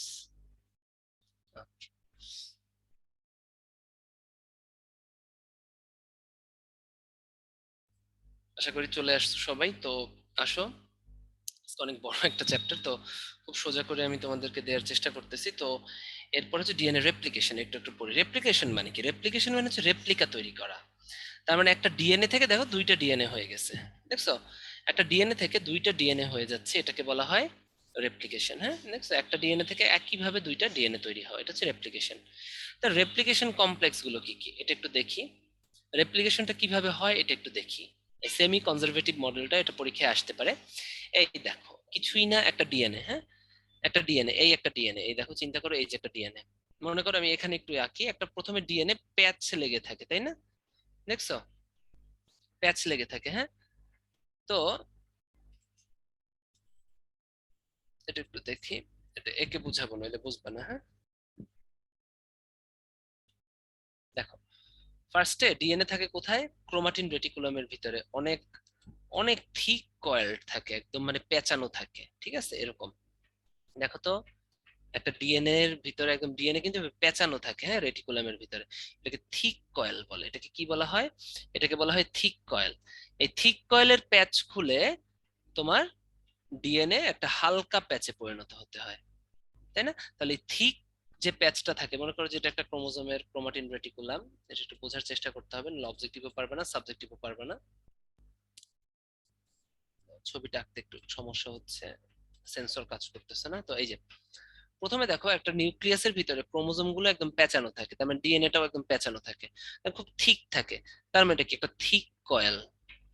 এই থিক কয়েলটা ফার্স্টে খুলতে হয়। এই থিক কয়েলটা খুলে ডিএনএটা একটা মোটামুটি একটা থিন একটা কয়েলে পরিণত হয়, তাই না? হালকা কয়েলে পরিণত হয়। এই থিক কয়েলটা যে এনজাইম খুলে, এনজাইমটার নাম হচ্ছে টপো আইসোমারেজ। ওটার নাম কি বলো? টপো আইসোমারেজ। থিক কয়েল খুলে দেয়। এরপরে দেখো তো, ডিএনএ আমাদের কি করতে হবে? একটা ডিএনএ থেকে দুইটা ডিএনএ তৈরি করতে, তাহলে এই প্যাচটা খুলতে হবে। এরপরে যে এনজাইমটা কাজ করে, এটার নাম হচ্ছে হেলিকেজ। হেলিকেজটা হচ্ছে এটা আনওয়াইন্ড যে কয়েলটা আছে, তার মানে থিন কয়েলটা খুলে দেয়। থিন কয়েল খুলে কে? হেলিকেজ। থিন কয়েল খুলে দেয়। থিন কয়েল খুললে কি হবে? দুইটা স্ট্র্যান্ড তৈরি হবে, দেখো তো, এই যে থিন কয়েল। হ্যাঁ, থিন কয়েল খুলে, দেখো আমি এদিকে আঁকি, থিন কয়েলটা খুলে দুইটা স্ট্র্যান্ড তৈরি হবে, দেখছো? দুইটা স্ট্র্যান্ড তৈরি হবে, দেখেছে? দুইটা স্ট্র্যান্ড, ঠিক আছে। এটা একটা স্ট্র্যান্ড, স্ট্র্যান্ড মানে সুতা, এই একটা স্ট্র্যান্ড, এই একটা সিঙ্গেল স্ট্র্যান্ড। ঠিক আছে, এটা কি? Single strand. এখন এই সিঙ্গেল স্ট্র্যান্ড গুলো দেখো, তার যাতে প্যাচ না লাগে, তাই না? এরা যদি আবার প্যাচ লেগে যায়, তাহলে তো নতুন করে ডিএনএ তৈরি হওয়া যাবে না। তাহলে প্যাচটা সবসময় খোলা থাকতে হবে। এই স্ট্র্যান্ড দুইটা যাতে প্যাচ না লাগে, তখন একটা প্রোটিন কাজ করে, এটার নাম হচ্ছে এসএসবিপি বা single strand binding protein. Single strand binding protein, তার মানে সিঙ্গেল স্ট্র্যান্ড বাইন্ডিং প্রোটিন কি করবে? স্ট্র্যান্ড গুলোকে বিপরীত দিকে ধরে রাখবে, যাতে আর প্যাচ না লাগে। মনে করো এরকম, দেখো প্যাচটা খুলে গেল, প্যাচটা খুলে সিঙ্গেল স্ট্র্যান্ড তৈরি হলো, এদিকে একটা, এদিকে একটা। এরা যদি প্যাচ লাইগা যায়, তাহলে কি হবে বলো তো? তাহলে আর নতুন করে ডিএনএ তৈরি হবে? তৈরি হবে না। তাহলে প্যাচটা যাতে না লাগে, এরা দুইটা বিপরীত দিকে ধরে রাখবে কে? Single strand binding protein. ঠিক আছে, এটা কিন্তু পরীক্ষার জন্য খুব important, single strand binding protein. এই যে দেখো, তাহলে আসো, তিনটে এনজাইম গেল। টপোআইসোমারেজ কি? সুপার কয়েলটা খোলে। হ্যাঁ, release DNA from the super coil বা থিক কয়েল থেকে টপোআইসোমারেজটা ডিএনএ কে খুলে দেয়। ডিএনএ হেলিকেসটা কি করে? আনউইন ডিএনএ কে ডাবল হেলিক্স থেকে জাস্ট একটা ফর্কে পরিণত করে। ফর্ক মানে কি? কাঁটা চামচ, দেখো তো, এই যে, ঠিক আছে, ফর্ক দেখছো, কাঁটা চামচের মতো একটা টিউনিং ফর্ক তৈরি করে, সিঙ্গেল স্ট্র্যান্ড তৈরি করে। সিঙ্গেল স্ট্র্যান্ড বাইন্ডিং প্রোটিন, এরা কি করে? স্ট্র্যান্ড গুলোকে ধরে রাখে, যাতে কিনা স্ট্র্যান্ড ফর্মেই থাকে। ঠিক আছে, এখন কি করতে হবে? এখন হচ্ছে আমরা নতুন স্ট্র্যান্ড তৈরি করব, নিউ স্ট্র্যান্ড। তাহলে কি হবে? দুইটা হেলিক্স তৈরি হয়ে যাবে। এরপরে যদি আমরা প্যাচ লাগাই দেই, তাহলে কি হবে দেখো তো? দুইটা নতুন ডিএনএ তৈরি হয়ে গেল না? তা দেখছো, তা দেখো তো এই যে দুইটা সিঙ্গেল স্ট্র্যান্ড তৈরি হয়েছিল, এই একটা এই একটা, পরে এখানে নতুন একটা ডিএনএ তৈরি হয়েছে, নতুন একটা স্ট্র্যান্ড তৈরি হয়েছে। এই নতুন স্ট্র্যান্ড গুলো খন্ড খন্ড আকারে তৈরি হয়, এগুলোর নাম হচ্ছে ওকাজাকি ফ্র্যাগমেন্ট। ঠিক আছে। আর স্ট্র্যান্ডটা তৈরি করে হচ্ছে ডিএনএ পলিমারেজ। ডিএনএ এর স্ট্র্যান্ড কে তৈরি করবে? DNA polymerase. ঠিক আছে। আর একটা জিনিস থাকে আরএনএ প্রাইমার। এই আরএনএ প্রাইমারটাই ওকাজাকি ফ্র্যাগমেন্ট গুলোকে একটা আরেকটার সাথে যুক্ত করতে সাহায্য করে। ঠিক আছে। তাহলে দেখো তো ডিএনএ পলিমারেজ কি করে? ডিএনএ তৈরি করে। ঠিক আছে। আর লাইগেজ এনজাইম এরা কি করবে? Ligase enzyme Okazaki, sorry, ligase enzyme যেটা আছে এটা হচ্ছে ওকাজাকি ফ্র্যাগমেন্টস গুলোকে একটা আরেকটার সাথে যুক্ত করতে সাহায্য করে। লাইগেজ মানে কি? লাগানো, তাই না? তো লাইগেজ লাগানো, লাগাই কোনটা? Ligase enzyme. তাহলে ওকাজাকি আমরা যে কোনো ক্রোমোজোম লাগাইতে কোন এনজাইম ইউজ করব? Ligase enzyme. তারপরে লাস্টে কি করবে? লাস্টে আবার এরা প্যাচ লাগাই দেয়। এই প্যাচ লাগাই যে এনজাইম লাস্টে, এটার নাম গাইরেজ এনজাইম। এটার নাম কি? Gyrase enzyme. এগুলো কিন্তু খুব ইম্পর্টেন্ট এই সেলগুলো। তাহলে এটা হচ্ছে সেমি কনজারভেটিভ মডেল। এবার হচ্ছে আরএনএ পড়বো। আরএনএ পড়ার আগে আমরা ফার্স্ট হচ্ছে আরএনএ এর গঠনটা একটু দেখবো। ঠিক আছে। আরএনএ কি দেখো তো। আরএনএ এর ভিতর কি থাকবে? রাইবো নিউক্লিক অ্যাসিড থাকবে। কি থাকবে? রাইবোজ সুগার থাকবে। সিঙ্গেল স্ট্র্যান্ড থাকবে। এরা কিন্তু ডবল, ডিএনএ যেমন ডবল হেলিক্স, আরএনএ কি দেখো ডিএনএ কেমন? ডিএনএ কিন্তু ডবল হেলিক্স, আরএনএ কিন্তু সিঙ্গেল স্ট্র্যান্ড থাকবে। আর এদের ভিতরে ডিঅক্সিরাইবোজ থাকবে, আরএনএ কি থাকবে? Ribose sugar. হ্যাঁ। এবার আসো ডিএনএ এর কাজ কি ছিল? ডিএনএ এর কাজ ছিল ক্যারেক্টারিস্টিক্স যেটা আছে এটা বহন করা, ক্যারি করা। জীবের যত, তাই না, লিভিং অর্গানিজমের যত ক্যারেক্টারিস্টিক্স আছে ওটা ক্যারি করে কি? ডিএনএ। আর আরএনএ মূলত প্রোটিন ফরমেশনে হেল্প করে, রাইবোজোমের সাথে প্রোটিন ফরমেশনে হেল্প করে হচ্ছে আরএনএ। আর প্রোটিনেই হচ্ছে ল্যাঙ্গুয়েজ অফ লাইফ। প্রোটিন হচ্ছে ল্যাঙ্গুয়েজ অফ লাইফ, তার মানে প্রোটিনেই কি জীবনের বৈশিষ্ট্য প্রকাশ করে। তার মানে আরএনএ কি করে? প্রোটিন ফরমেশন করে আমাদের যত ক্যারেক্টারিস্টিক্স ওটা এক্সপোজ করতে সাহায্য করে। আর ডিএনএটা কি করে? আমাদের যত ক্যারেক্টারিস্টিক্স আছে সেটাকে জাস্ট ক্যারি করে। ঠিক আছে। তাহলে আসো আরএনএ 5 ধরনের, টাইপস কত? 5টা। TRNA transfer RNA, rRNA ribosomal RNA. RRNA হচ্ছে মূলত প্রোটিনটা তৈরি করে। ঠিক আছে। এমআরএনএ মেসেঞ্জার আরএনএ, মেসেজ পৌঁছে দেয়। কি মেসেজ পৌঁছে দেয় একটু আগে দেখবো, একটু পরে দেখবো। জিআরএনএ জেনেটিক আরএনএ। যেমন দেখো তো করোনা ভাইরাস কি একটা? করোনা ভাইরাস, ডেঙ্গু ভাইরাস, সব আলোচিত ভাইরাস বা সব মানে যেগুলো কিনা পেপার পত্রিকায় পাই বা যত আশেপাশে আছে অনেক পপুলার ভাইরাস যেগুলো, এগুলো সব আরএনএ ভাইরাস। তাহলে কি শুধু এই সমস্ত ভাইরাসের ক্ষেত্রে জেনেটিক ম্যাটেরিয়ালস কি বলো? ক্যারেক্টারিস্টিক্স কে? আরএনএ। তাহলে জেনেটিক আরএনএ, জিআরএনএ হতে পারে, মাইনর আরএনএ থাকে মানে একটা আরএনএ থাকতে পারে। এবার আসো এই জিনিসটা ডিএনএ আরএনএ এর যে ক্লাসিফিকেশন সিকিউ খুব ইম্পর্টেন্ট, এটা কিন্তু পড়াই দিলাম। ঠিক আছে। ওকে। ডিএনএ থেকে ডিএনএ কে কি রেপ্লিকেশন বলে। ঠিক আছে। আর আরএনএ তৈরি হয় কিভাবে এটা একটু দেখতে হবে। ডিএনএ থেকে আরএনএ তৈরি হওয়ার প্রক্রিয়াটার নাম হচ্ছে ট্রান্সক্রিপশন। কি বলতো? ট্রান্সক্রিপশন। এটা খুব ইম্পর্টেন্ট। তাহলে উল্টাটা কি? রিভার্স। তাহলে আরএনএ থেকে ডিএনএ কি হবে? Reverse transcription. একটু পরে পড়তে হবে আমাদের। আর ডিএনএ থেকে ডিএনএ কি? এগুলো কিন্তু ভুল করা যাবে না। ডিএনএ থেকে ডিএনএ একটু আগে বলে দিচ্ছি, ডিএনএ থেকে সম্পূর্ণ ডিএনএ এর মতো একটা রেপ্লিকা তৈরি হলো, তাহলে এটার নাম কি হবে? রেপ্লিকেশন। আর ডিএনএ থেকে আরে কি? ট্রান্সক্রিপশনের উল্টাটা যদি হয় আরএনএ থেকে ডিএনএ, রিভার্স ট্রান্সক্রিপশন। ঠিক আছে। তাহলে ডিএনএ আরএনএ দেখো তো। ডিএনএ কি? ডিএনএ এর কাজ কি? ক্যারিয়ার, ক্যারি করে ক্যারেক্টারিস্টিক্স। আর আরএনএ কি করে বললাম? রাইবোজোমের সাথে মিলে করে প্রোটিন সিনথেসিসে সাহায্য করে। ঠিক আছে। ডিএনএ বেশি থাকে লার্জ নাম্বার, আরএনএ কিন্তু নিউক্লিওলাসে কম থাকে লো নাম্বার। এটা হচ্ছে একটা ইনহেরিটেন্ট ক্যারেক্টারিস্টিক্স। আর আরএনএ কিন্তু ক্যারেক্টারিস্টিক্স ইনহেরিট করে না, ক্যারি করে না, ডোন্ট ক্যারি। এরা কি করে? একদম এক্সপোজ করে। ঠিক আছে। তাহলে ট্রান্সক্রিপশন কি? ট্রান্সক্রিপশন হচ্ছে জাস্ট এতটুকুই মনে রাখবো আমরা, ডিএনএ থেকে আরএনএ, এটার নামই হচ্ছে ট্রান্সক্রিপশন। কারণ কি বলতো? ডিএনএ হচ্ছে ক্যারেক্টারিস্টিক্স ক্যারি করে, এখন এক্সপোজ না করলে তো আলটিমেটলি তোমার কি হবে না, তোমার এক্সপোজ হবে না, আমাদের বৈশিষ্ট্য প্রকাশ হবে না। বৈশিষ্ট্য প্রকাশ করে কে? প্রোটিন। সেই প্রোটিন তৈরির জন্য আমাদের আরএনএ লাগবে। তাহলে ডিএনএ থেকে এমআরএনএ বা মেসেঞ্জার আরএনএ তৈরি হয়। সেই মেসেঞ্জার আরএনএ করে কি? ট্রান্সফার্স আরএনএ এর মাধ্যমে রাইবোজোমে, রাইবোজোমে কি দেয়? অ্যামাইনো অ্যাসিড সাপ্লাই দেয়। তাহলে নির্দিষ্ট ধরনের প্রোটিন তৈরি হয়। অ্যামাইনো প্রোটিনের একক কি বা ইউনিট কি? Amino acid. তাহলে দেখো এটা খুবই ইজি একটা জিনিস, একটা ডিএনএ। ডিএনএ কি করে? ক্যারেক্টারিস্টিক্স ক্যারি করে, এক্সপোজ করে না, তাহলে তো বৈশিষ্ট্য প্রকাশ পাবে না। প্রোটিন সবসময় ল্যাঙ্গুয়েজ মানে আমাদের বৈশিষ্ট্য প্রকাশ করে। যেমন যার চুল স্ট্রেট তার বৈশিষ্ট্য একরকম, এটা খুব সহজে বুঝ। চুল কি? প্রোটিন দিয়ে তৈরি। যার চুল কার্লি তার বৈশিষ্ট্য একরকম। তাহলে ডিএনএ গুলো জাস্ট ক্যারি করে। এই ডিজাইন ওয়াইজ কি করে? ডিজাইন ওয়াইজ ডিএনএ থেকে কি তৈরি হয়, এমআরএনএ তৈরি হয়। এই প্রক্রিয়াটার নাম কি, ট্রান্সক্রিপশন। ফলে কি হয়, এমআরএনএ, তারপর কি হয়, এই যে এমআরএনএ এই মেসেঞ্জারটা, এই ডিজাইনের যে মেসেজ, ডিজাইন ওয়াইজ যে মেসেজ, এই মেসেজটা কাকে পৌঁছে দেয়, টিআরএনএ কে বা ট্রান্সফাস আরএনএ কে। এই ট্রান্সফাস আরএনএ কি করে, রাইবোজোমাল আরএনএ বা রাইবোজোমকে, যে হ্যাঁ এই ধরনের প্রোটিন, এই ডিজাইনের প্রোটিনেই কালেক্ট করতে হবে। তাহলে আরআরএনএ বা রাইবোজোমাল আরএনএ কি করে, এই ধরনের যে প্রোটিন গুলো ওইগুলো পেয়ে যায় কার মাধ্যমে, ট্রান্সফাস আরএনএ এর মাধ্যমে। ফলে কি হয়, রাইবোজোমের ভিতরে অনেকগুলো অ্যামাইনো অ্যাসিড মিলে কি হয়, ঠিক ওই ডিজাইনের প্রোটিন তৈরি হবে। ফলে কি হয়, তোমার যে তোমার ক্যারেক্টারিস্টিক্স ওইটা এক্সপোজড হয় বা প্রকাশ হয়। তাহলে এইটাকে বলা হয় সেন্ট্রাল ডগমা। এটাকে কি বলা হয়, সেন্ট্রাল ডগমা। তার মানে ট্রান্সক্রিপশন থেকে একদম প্রোটিন পর্যন্ত। তাহলে দেখো তো সেন্ট্রাল ডগমাটা, দেখো ডিএনএ থেকে ডিএনএ তৈরি, রেপ্লিকেশন, এটা তো তোমার সেন্ট্রাল ডগমা হবে না, এটা সেন্ট্রাল ডগমা হবে না। তাহলে দেখো একদম মানে এটা কি, ডিএনএ কি করে, ডিএনএ শুধুমাত্র ক্যারি করে। আমাদের সেন্ট্রাল ডগমা কতটুকু, যখন প্রকাশ হওয়া শুরু করবে, তাহলে ডিএনএ থেকে এমআরএনএ তৈরি হবে। এমআরএনএ কি বলো, এম কথাটার মানে হচ্ছে মেসেঞ্জার আরএনএ। মেসেঞ্জার আরএনএ কি হবে, মেসেঞ্জার আরএনএ কি করবে, মেসেঞ্জার আরএনএ এই ডিএনএ ডিজাইনটা কার কাছে পৌঁছে দিবে, হ্যাঁ মেসেঞ্জার আরএনএ এই প্রক্রিয়াটা দেখো কার কাছে পৌঁছে দিবে, টিআরএনএ বা ট্রান্সফার্স আরএনএ এর কাছে। ট্রান্সফার্স আরএনএ কি করবে বলো, ওই ডিজাইনের যে অ্যামাইনো অ্যাসিড, ওই ডিজাইনের অ্যামাইনো অ্যাসিড গুলো রাইবোজোমকে সাপ্লাই দিবে। ফলে রাইবোজোম কি করবে, 20 টাইপস অফ অ্যামাইনো অ্যাসিড আছে আমাদের, আমি মনে রাখবো, এটা পরীক্ষা আসে। অ্যামাইনো অ্যাসিডের প্রকারভেদ কয়টা, 20 টাইপস। এগুলো মিলে কি করবে, তোমার প্রোটিন সিনথেসিস, অনেকগুলো অ্যামাইনো অ্যাসিড মিলে প্রোটিন সিনথেসিস হয়। ঠিক আছে, ফলে সেই প্রোটিনটা কি করবে, ল্যাঙ্গুয়েজ অফ লাইফ বা বৈশিষ্ট্য প্রকাশ করবে। ঠিক আছে, তাহলে এটাই হচ্ছে ট্রান্সলেশন। তাহলে দেখো তো, ডিএনএ থেকে এমআরএনএ তৈরি হয়, আরএনএ তৈরি করে ট্রান্সক্রিপশন, আরএনএ কি করে, প্রোটিন তৈরিতে সাহায্য করে। দেখছো এমআরএনএ এর মাধ্যমে, দেখছো এমআরএনএ এর মাধ্যমে আরো ভিতরে ভাগ আছে, এখানে লেখা নেই, আমি বললাম টিআরএনএ যায়, টিআরএনএ পর রাইবোজোমাল আরএনএ যায়।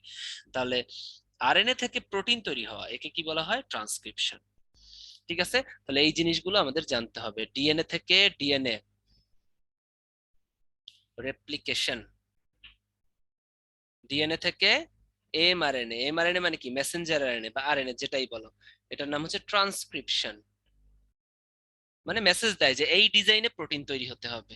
ঠিক আছে, ফলে সেই মেসেজটা এমআরএনএ কি কাকে দেয়, মেসেজটা এমআরএনএ, দেখো আমি যদি একটু সুন্দর মতো লিখি, টিআরএনএ কে দেয়, টিআরএনএ কাকে দেয়, আরআরএনএ বা রাইবোজোমাল আরএনএ বা রাইবোজোমকে দেয়। ফলে কি হয়, রাইবোজোম কি তৈরি করে, এই রাইবোজোমের কাজ কি, প্রোটিন তৈরি করা।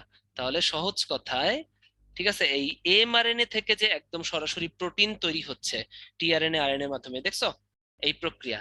তাহলে এমআরএনএ থেকে এই প্রোটিন তৈরি হওয়া, এটার নাম হচ্ছে ট্রান্সলেশন। ঠিক আছে, এমআরএনএ এর ভিতর থেকে আমি সরাসরি লিখলাম, এমআরএনএ থেকে টিআরএনএ হয়, তারপর আরআরএনএ যায়, রাইবোজোম প্রোটিন তৈরি করে, তাই না? তাহলে এমআরএনএ থেকে প্রোটিন তৈরি, এটাকে কি বলা হয়, ট্রান্সলেশন। তাহলে এই ট্রান্সক্রিপশন আর ট্রান্সলেশনকে একসাথে কি বলা হয়, সেন্ট্রাল ডগমা। এতটুক না কিন্তু, এই গোলের ভিতর অংশ, এটার নামই হচ্ছে সেন্ট্রাল ডগমা অফ লাইফ। এটা কিন্তু তোমাদের সিকিউতে আসতে পারে, যে সেন্ট্রাল ডগমা অফ লাইফ কি। জিন, জিন হচ্ছে নিউক্লিক অ্যাসিডের একটা ইউনিট, তাই না? ডিএনএ এর একটা ইউনিটকে জিন বলা হয়। তাহলে ডিএনএ এর যে কাজ, এটা carries the characteristics of the organism. ঠিক আছে, জিনের যে তোমার এক্সপ্রেশন আছে, এই এক্সপ্রেশনকে তোমার কয়টা ভাগে ভাগ করা যায়, ঠিক আছে? ইউক্যারিওটস এর জন্য যে জিন এক্সপ্রেশন, জিনকে 4 ভাগে ভাগ করা যায়। রেপ্লিকন, রেপ্লিকেশনের ইউনিট, নামে নামে মিল আছে। মিউটন, মিউটেশনের ইউনিট। রেকন, রিকম্বিনেশনের ইউনিট ইউক্যারিওটস এর জন্য। সিস্ট্রন কি, it is the unit of জিন অ্যাক্টিভিটি। ঠিক আছে, ব্যাকটেরিয়ার যে জিন অ্যাক্টিভিটির একক, এটার নাম সিস্ট্রন। আর প্রোক্যারিওটস এ কি দেখো তো, স্ট্রাকচারাল জিন, প্রোমোটার জিন, প্রোমোটার, অপারেটর আর রেগুলেটর। তাহলে কোনটা কোনটা প্রোক্যারিওটস এর জিন, প্রোক্যারিওটস এর জিনগুলোর নাম কি, স্ট্রাকচারাল জিন, প্রোমোটার জিন, অপারেটর জিন, রেগুলেটর জিন বা কন্ট্রোলার জিন। ঠিক আছে, অপারেটর জিনের আরেকটা নাম পাইলট, এটা মেডিকেলে, ডেন্টালে এবং তোমাদের এইচএসসি তে আসছিল, ভার্সিটিতে আসছিল। আর এগুলো আসছিল মিউটেশনের ইউনিট, মিউটন মেডিকেলে আসছে, রেপ্লিকেশনের এটা আসছে, রেকন আসছে ডেন্টালে, সিস্টন আসছে মেডিকেলে, খুব আসছে। ঠিক আছে, এবার আসো জেনেটিক কোড বা কোডন, এটা একটু বলবো আমরা। ঠিক আছে, এটা একটু বলবো, হ্যাঁ। সাধারণত কোডন কি বলতো, একটা ডিএনএ, ডিএনএ এর ভিতর ডিজাইন থাকে, এই ডিজাইনের ভিতরে যে ডিজাইনটা থাকে, এই ডিজাইন গুলোকে এমআরএনএ তৈরি করে ট্রান্সক্রিপশনের মাধ্যমে। এমআরএনএ এই ডিজাইনটাকে কোডন হিসেবে পৌঁছায় দেয় কার কাছে? টিআরএনএ এর কাছে। টিআরএনএ দেয় আরআরএনএ এর কাছে। তাহলে এমআরএনএ এর ভিতরে যে এক একটা জিন, এই এক একটা জিনকে বলা হয় কোডন। ঠিক আছে? এই কোডন গুলো সাধারণত ট্রিপলেট হিসেবে থাকে, মানে তিনটা তিনটা হিসেবে থাকে। ঠিক আছে? তিনটা তিনটা হিসেবে থাকে। যেমন এমআরএনএ যেহেতু আরএনএ, এদের ভিতর তো সাইটোসিন থাকবে না, ইউরাসিল থাকবে। তার মানে অ্যাডিনিন, গুয়ানিন, সাইটোসিন থাকবে না, ইউরাসিল থাকতে পারে, আবার তিনটা অ্যাডিনিন থাকতে পারে, আবার গুয়ানিন, ইউরাসিল, এগুলো থাকতে পারে। ঠিক আছে? এগুলোকে বলা হয় কোডনস। কোডনস আর ইউনিভার্সাল। ঠিক আছে? এই কোডনস থাকে হচ্ছে, এটা থেকে পড়তে হবে, কোডন থাকে হচ্ছে মোট 64টা। কয়টা? 64টা কোডন থাকে। এর ভিতরে initiation and termination code are specific. একটা ইউয়া, উয়াগ, উগা। তাহলে বলো। ঠিক আছে, বলো। ইনিশিয়েশন এন্ড টার্মিনেশন কোডস কি? স্পেসিফিক। ঠিক আছে? এর ভিতরে চেইন স্টার্টস উইথ আগস্ট। বলো তো, তোমাদের মেডিকেল অ্যাডমিশন টেস্ট বা তোমাদের পরীক্ষা কোন মাসে হতে পারে? শুরু হতে পারে আগস্টে। তাহলে আগস্ট কি? আগস্ট হচ্ছে একটা স্টার্টিং বা ইনিশিয়েশন কোড। আর টার্মিনেটস বা হচ্ছে শেষ হবে, শেষ হবে কি দিয়ে বলো তো? সাধারণত ফিনিশ হয় যে কোড গুলো দিয়ে, ওগুলোর নাম হচ্ছে উয়া, ওয়াগ, উগা। তাহলে ফিনিশিং বা ফিনিশিং এর নাম কি বলো? টার্মিনেটিং বা টার্মিনেশন বা শেষ হয়। উয়া, ওয়াগ, উগা আজীবন লাগবে। উয়া, ওয়াক, উগা হচ্ছে টার্মিনেশন। দেখো তো রেজাল্ট ভালো হলে আমরা কি বলি? ওয়াও, ওয়াক, উগা, হ্যাঁ, এগুলো বলো। আর শুরু হয় কি? পরীক্ষা শুরু হয় সাধারণত আগস্টে, ইন্টার। তাহলে কি বলতো? স্টার্টিং কোডন আগস্ট, আর টার্মিনেটিং কোডন কি? উয়া, উয়া, উগা। মনে থাকে যেন এই জিনিসগুলোই আমাদেরকে পড়তে হবে। তাহলে আসো তো, which one is start codon? একটু আনসার করে দাও। Which one is start codon? Okay, তাড়াতাড়ি একটা পোল দিছি, আনসার করে দাও।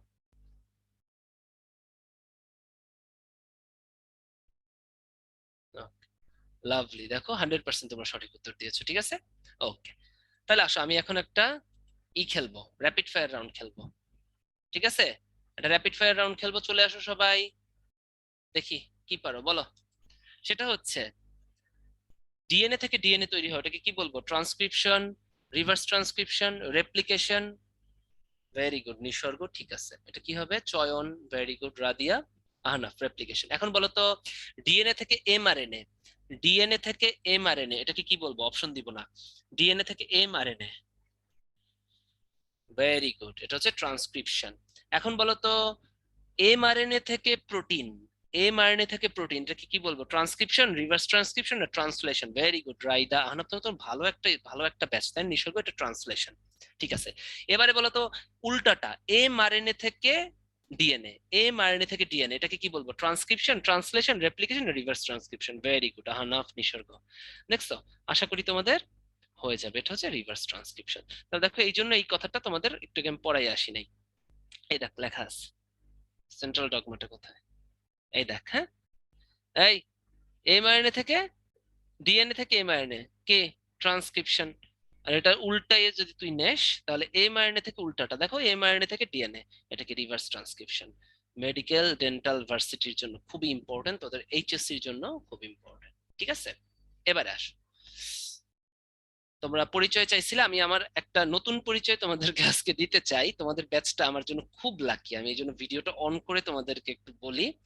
সেটা হচ্ছে, তোমাদের ব্যাচ পড়াইতে পড়াইতে আমার একটা সুখবর আসছে, দুইটা সুখবর আসছে। একটা হচ্ছে আমার বেবি হয়েছে, হ্যাঁ, ছোট একটা বেবি হয়েছে আমার, ওর জন্য দোয়া করবা। আর একটা সুখবর আসছে, অলরেডি আমি একজন বিসিএস ক্যাডার, বিসিএস স্বাস্থ্য ক্যাডারে আছি। গতকালকে 40 বিসিএস এর রেজাল্ট দিছে। তোমাদের দোয়াতে আমি আবারও বিসিএস ক্যাডার হয়ে গেছি। এই টাইমে স্বাস্থ্য পাই নাই, এই টাইমে খুব ভালো একটা ক্যাডার আসছে আমার। তোমাদেরও পছন্দ হবে ক্যাডারটার নাম শুনে।